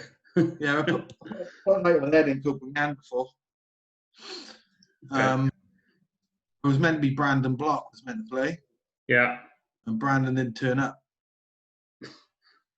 Luckily Ed was there because Ed smashed it that night, in fairness to him. Okay. Yeah. He must have been. He won't remember. He must have been. Yeah. Was this where he had his 3-month residency? No, that was with a club in Bangkok. That was called Club Astra. Is that what you sorted for him? No, not really. I mean, I've done loads of events with that lady ever since. Yeah. I've put on a couple of parties in her venues. Right. But no, I sorted him out the gig originally in Club Astra all them years ago in RCA. Yeah. But in fairness, he did a good job, and they brought him back. He kept in touch with her, and that's right. She used to think my name was Alex because Ed always used to kind of pretend to be used to want to have an agent name. Yeah, right. He did tell us about this last week that he used to have an alter ego. Alex Amenos. This girl thought that was me. Okay. And it was probably Ed. Well, it was actually Ed. No, it was Ed. Yeah, it was Ed. It was. Ed ended up getting a residency there. Then yeah. Awesome. So what kind of DJs did you bring to Bangkok? Usually ones that are already there. Right. Okay. I would never have paid for anyone to come all the way over from Britain. Okay. But if they were there, you would be interested in booking them, I suppose. A lot of people are there, aren't they? And want to play. It took me about Marco. Marco Loco. Mhm. Yeah. Yeah. Well, I've had him play for me loads of times. Right. Actually got him playing next July in Lincoln. Okay. Marco. Graham Gold I booked a few times. Yeah. Okay. And I used to have these guys called David Chong and Mark London that were the guys bar residents. They were like probably my really, really cool DJs. Used to book them quite a lot. And Craig Campbell, he did the track. He was part of Hysteric Ego. Right. Want Love, Hysteric Ego. Yeah. I know. Yeah. I recognize it now. Yeah, with him and Rob Mama, Clive Henry. Would you say then that when you get Western DJs that go out to Thailand that the kind of music that they play differs massively? Because obviously if you've watched our streams, it's quite varied across the 8 of us that have played over the course of the 12, 13, 14 weeks now. Our kind of collections and the genres that we play differ quite a lot. However, they all sort of fit into the British kind of spectrum. Do DJs who play out there need to have something a little bit different, or do you think it translates from here to there? It all depends on the party, to be honest. Right. Yeah. Okay. All depends on the time. Yeah. Like I used to DJ a lot during the day around swimming pools and stuff. Sure. Okay. And then I used to play like a lot of like 70s soul and funk. Yeah. So down tempo kind of stuff then. Yeah. Yeah, and then maybe the last half hour then I'd start playing a little bit of deep house before the next DJ come on then. Right. Okay. Yeah, because he'd be playing. There's a lot of deep house and very kind of like, well, you got to think that, it's a bit different. You're going to a tropical island in the sun, or in a dark nightclub in Swansea. Yeah, absolutely. No, I get that. That's a bit like Ibiza, the Ibiza thing as well. In the middle of the day when it's sunny, nobody wants to listen to trance at 150 beats a minute. I think the music scene in Thailand has really progressed. I mean, over the last sort of 10 years, it's really, really, really grown. Some great artists come over. I've seen a lot of good names in Bangkok. who've I seen? Went to see Sebastian Leger. Yeah. I went to see Booker Shade. Okay. James Abelia. Yeah, well, James Abelia was huge in this country for a while because he was so technical. He was so good. Smashed it in Bangkok. Yeah, he was so good technically. I don't know whether. I think that there's so many people technically very, very good now because of the technology that obviously DJs use. That he's not somebody that gets spoken about as quite as much. He played Escape a few times. James Abelia did, I'm sure. Sven Vath, I've seen loads of times. Sven Vath, it used to be predominantly a vinyl DJ, techno. Kelly was really good. Go with trance, stuff like that. Tell you another good artist I saw is Jay Lumen. All right, okay. He's really good. Hungarian guy. Yeah. He's wicked. Nice guy as well, to be fair. Barry Ashworth from Dub Pistols. He always does a great set. Yeah, I was trying to think of the track, Dub Pistols track that I bought, and I bought Cyclone, which was their first single. I think they did that about 97, 98, I think. And Cyclone, yeah. That was their kind of breakthrough track almost, wasn't it? Cyclone, and people would know. Yeah, it's a good track. They've because I know that they've tried having a comeback over the last couple of years. They've released a couple of albums in the last sort of 4 or 5 years as well. Got an album coming out now in the next week. Right. Because I remember the last one. The last one I got Crazy Diamonds, I think it was. It was a couple of years ago that one came out. Yeah, and then Rum and Coke. Yeah, that's it. Yeah, that's probably more than 10 years ago, I would have thought.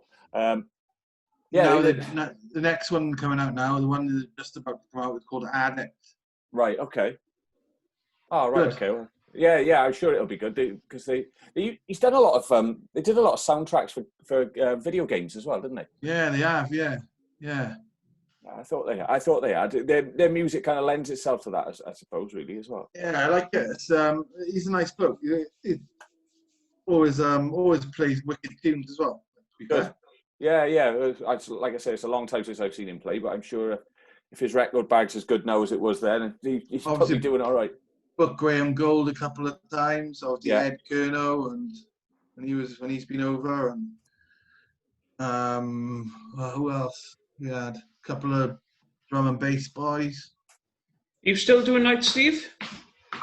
Well, I did one just before I came back, didn't I? With Barry Ashworth, the Pistols. Yeah. Right. So yeah, I mean, it's not something that I do regularly, you know. But it's something that I do now and again. Is it in Bangkok predominantly? Yeah, it could be in Bangkok, or it could be in maybe Koh Phangan, but normally now it would be in Bangkok, yeah, because it's easier to market in Bangkok because I know loads of people. Okay, right. Is there like I'm just going by Swansea Saturday is the main night for music. Is that the same in Bangkok, or is every night a party night? Every night's a party night. Okay. I went to see. Let me turn the light on. I went to see. What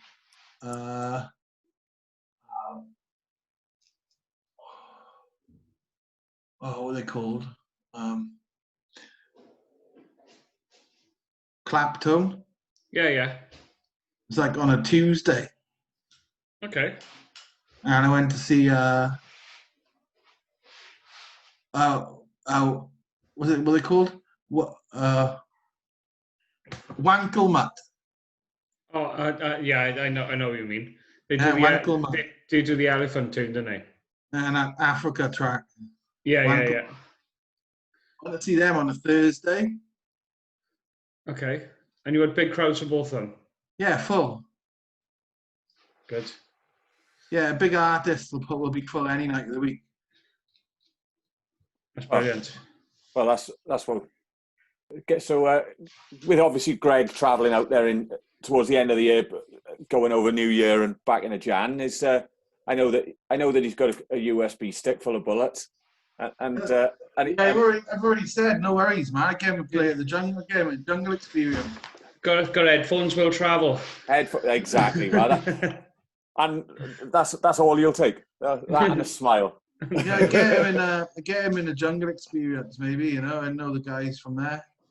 Do they do that weekly or is it daily? Nah, two a month. 2 a month, right? Okay. We'll have to the night before full moon. Yeah. And I think it's the night before half moon or something. Right. Okay. I'll have to see. We'll either have to do it. Is that and the waterfall party. Right. Tell you plays there all the time. Is that German guy? What's his bloody name now? Herman Cateno. Not him. Another German. Is a guy that looks like a little bit like a young boy. He's from Berlin. Big, massive, famous DJ, like, Right. Quite commercial. All right. Commercial's not really my strong point, but yeah, I mean, he thinks he's his name's Ali Farben. Right. Okay. You know the name? No. I have heard it. Yeah. But I'm trying to. He done a track called Promises or something like that, or something. Surprises or secrets or something like that. He's in Copenhagen a couple of months of the year. Copenhagen's the place to be to base yourself if you want to DJ. Right. If you want to play, Copenhagen's where it's at, man. Yeah, we went to Copenhagen last year. This year we're planning Bangkok, maybe Pattaya, because we may be going with a different. We may be going with another couple and their kids, so they want to experience Pattaya, and then we're going to go down to Phuket and then down to Vietnam. Then get your gig in Phuket easy, and in Vietnam easy as well. You said you've got a place in Hoi An, near. Yeah, it's called Serenity. Okay. Is there anywhere in Ho Chi Minh? I could probably hook you up there, man, to be fair. Awesome. So what obviously digression, obviously, is I'm after me fucking starving for a gig. So I just sort of tick it off the list, and just I played in Asia, I played in Europe. Just want to play in Asia as well, so I can tick that off. So what kind of stuff are you into now? Obviously, as you said, you've gone quite legit in Bangkok. Have you got a family in Bangkok now, Steve, or is it just not really? We've got quite an extended family, but not a real one. Okay. I've got lots of brothers and sisters. Okay, good man. So is it predominantly the packages now that you're going to be doing when you go back? I will be doing that. Yeah. Yeah. Something I always do because I'm not going to promote it at all. Yeah. Just when somebody wants me to do it for, I'll do it. Okay. And like when I get a lot of old, contacts. Yeah, I got my agents as well in certain countries who send me groups. Sure. Yeah. Like from Georgia and from Mongolia, and with the rugby 10s as well. Mm-hmm. Get skills. He can send a couple of groups over now as well. Yeah. And then and then with planning with experiences as well with what I'm doing with the app and stuff.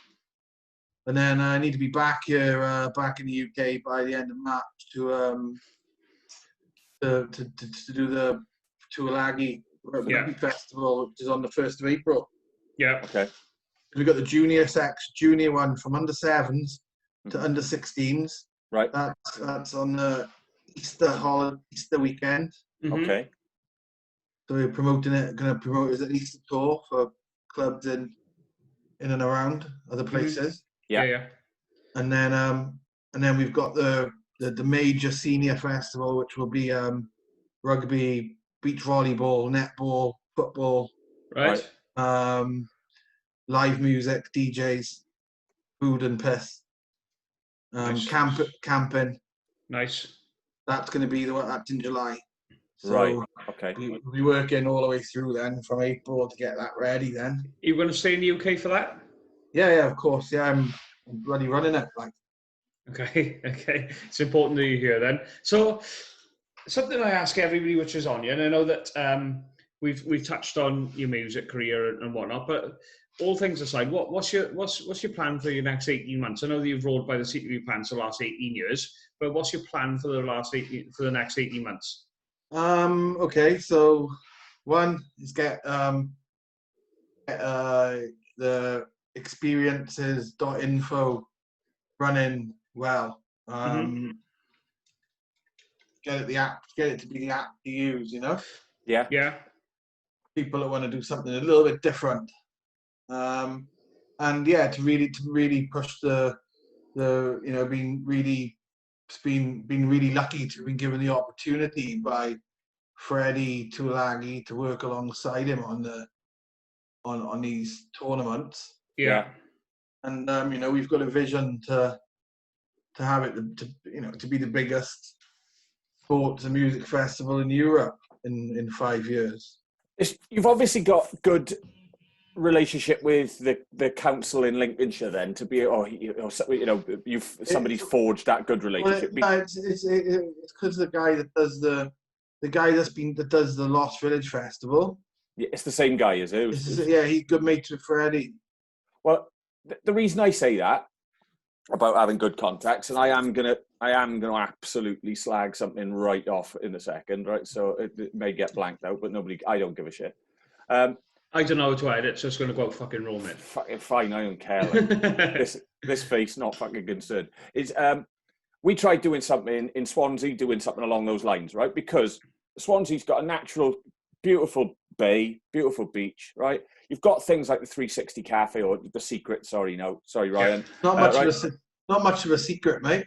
No. A 4 pounder bloody cider down there. It may well be, but some people got to make a living. He loves a quid anyway.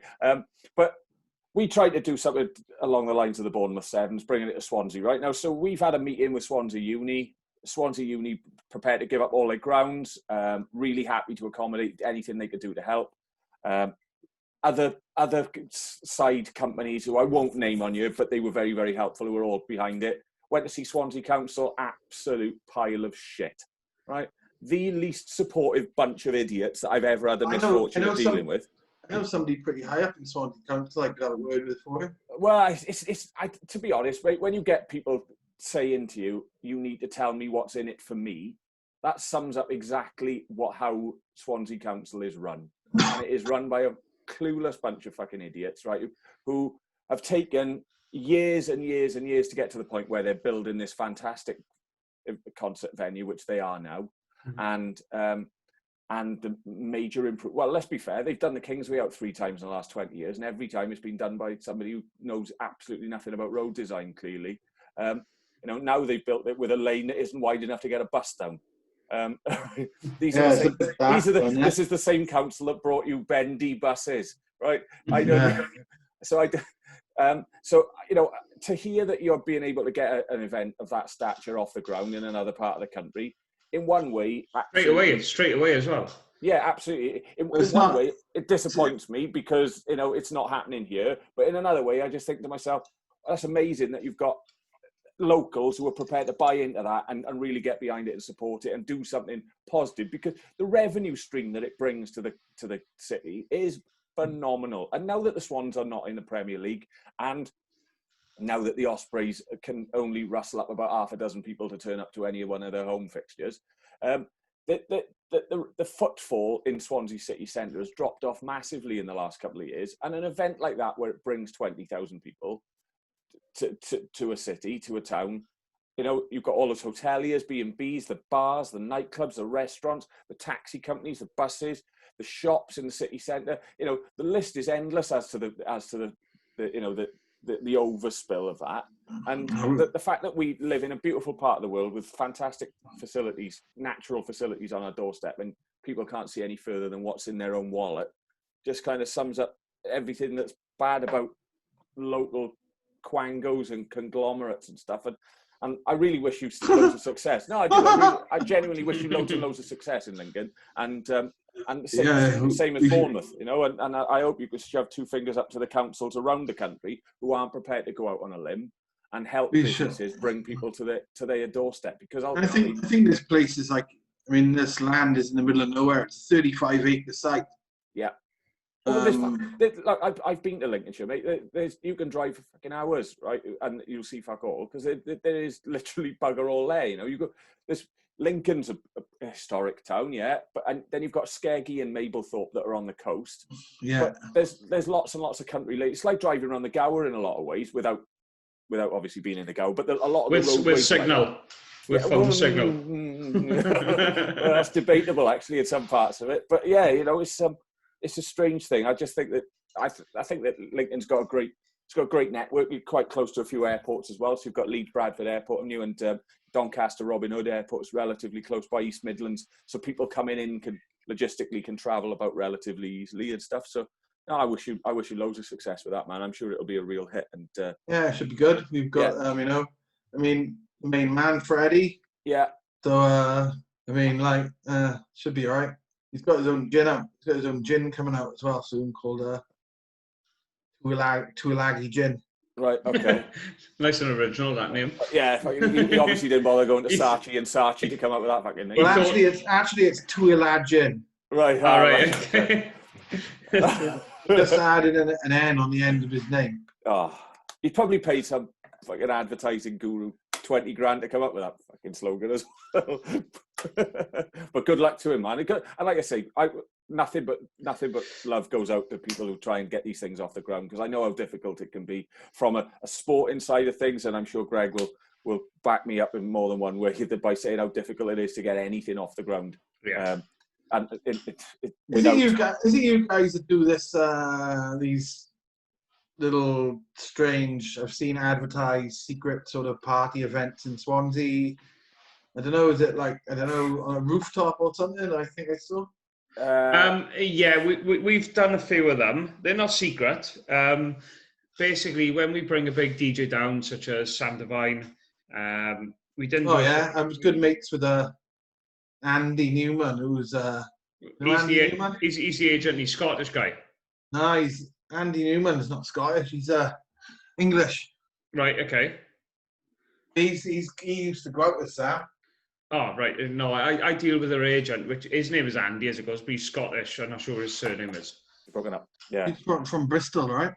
Yeah. Yeah, she is. Yeah, she's from Western Superman. She's West Country. Ed used to be pretty good mates with her. I have heard.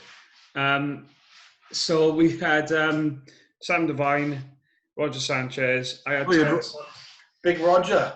Big Rog, yeah. I had Todd Terry as well booked for May, which obviously we've had to cancel. But they were all basically what we do pre-parties, which are like rooftop bars in like a bar and wine street. So it's not a secret. They like the day parties, and at 10 o'clock we switch off, then we go to the club, and that's pretty much what we do. Going forward, we probably will do some secret stuff. Where we will plan it meticulously to make sure that it all runs smoothly. And we'll take it back to the old school, really, because back in the day, that's how it used to be, wasn't it? When you had something which was top secret, you'd find out in the morning, like you said about some of your gigs there, you'd find out in the morning where you've got to meet, and then you go and meet there, and then you'll be instructed then where you go from there. So we're going to be doing stuff like that going forward, because we're not going to sit around and wait for clubs to open. We're going to do things ourselves, and we're going to put things in our own hands, and we're going to put on our own parties. And we've been discussing this all summer, and I don't know when the first one's going to happen, but yeah, we put motions in place anyway. So we are going to be doing those secret kind of things. So yeah, you have probably been told slightly right, but the previous ones weren't secret. They were very much... I've just seen a few things pop up on my Facebook about some events in Swansea. It should be like in August, I think, one of them. Yeah, Todd Terry, that's mine, that is. This was like some outdoor thing. There's a guy, is it DJ Flo as well, who's been like DJing down not far from PMD's house, Greg, on the beach, and they've been doing like an open cinema. In fact, he was supposed to play tonight, but looking out the window, I don't think he bothered turning up because he's absolutely slinging it down. Is that the bloke who walks around in a trolley and his mate pushes him round? No, this one's not. No, I'll send you the stuff later. I did mean to mention it to you earlier. Anyway, I digress. Yeah. But yeah, there's look. I think there's a few people who have in this part of the world who have during lockdown tried to be a little bit different with what they're doing, presenting and providing music to the masses. I think that, without blowing our own trumpet too much, I think we were probably the first on the stream kind of thing in Swansea, Facebook DJing. Wasn't it the old kitchen lockdown boys? No, I think we were about 2 or 3 weeks before them, to be honest, mate. But that definitely wasn't Ed Colonel. Sorry. No, Ed. but also, Steve, with the best will in the world as well. Like we said when we chatted with Greg, with Ed last week, there's absolutely no beef between us and Ed and Brookie and that lot at all, right? I've known Ed for 30 odd years, and he was mates with my brother when we lived in the uplands when I was a kid.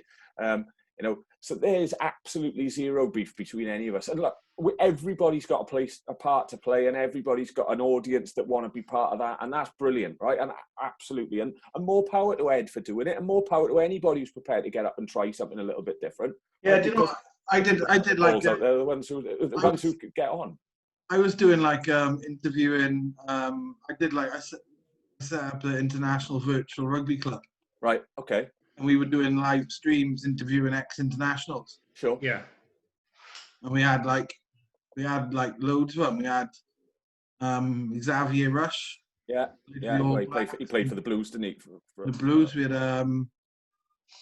had Byron Kelleher. Yeah. We had Case Moose. Okay. Stephen Basher.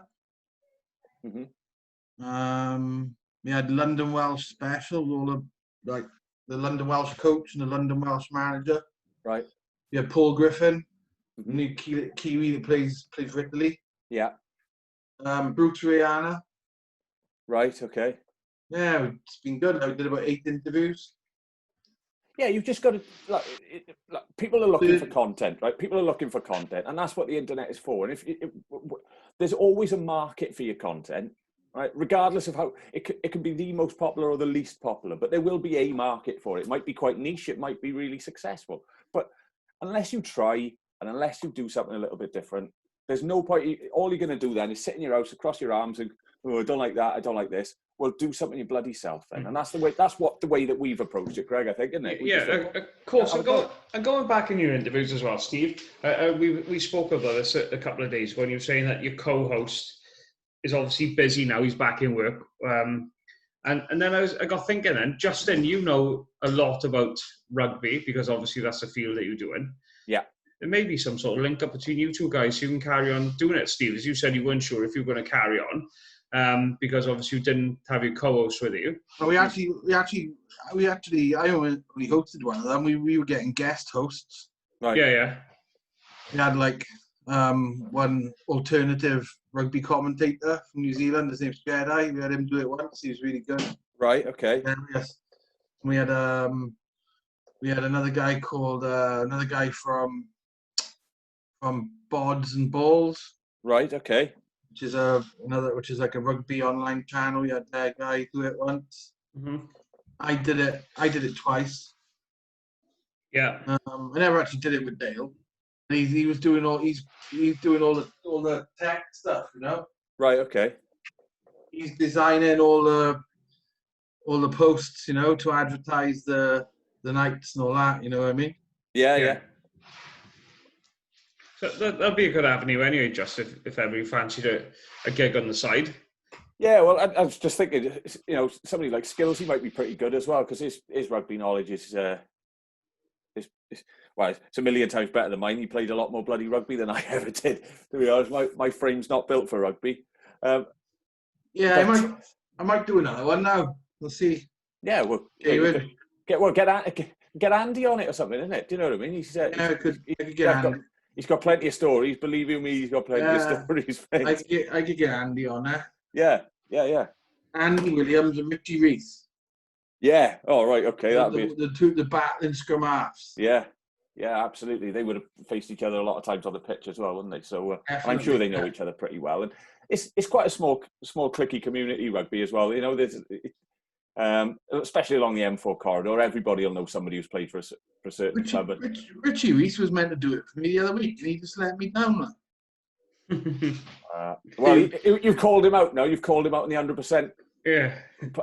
Podcast chat. So, so Richie, if you see this, yeah, you've been publicly shamed, mate. You need to get off your ass and have a chat with Steve. Yeah, I've told him as well, though, Steve. So that definitely carries some weight. Excellent. So on that note, that's probably a great place to end it. So, thank you so much for your time, Steve. Yeah, really appreciate it, mate.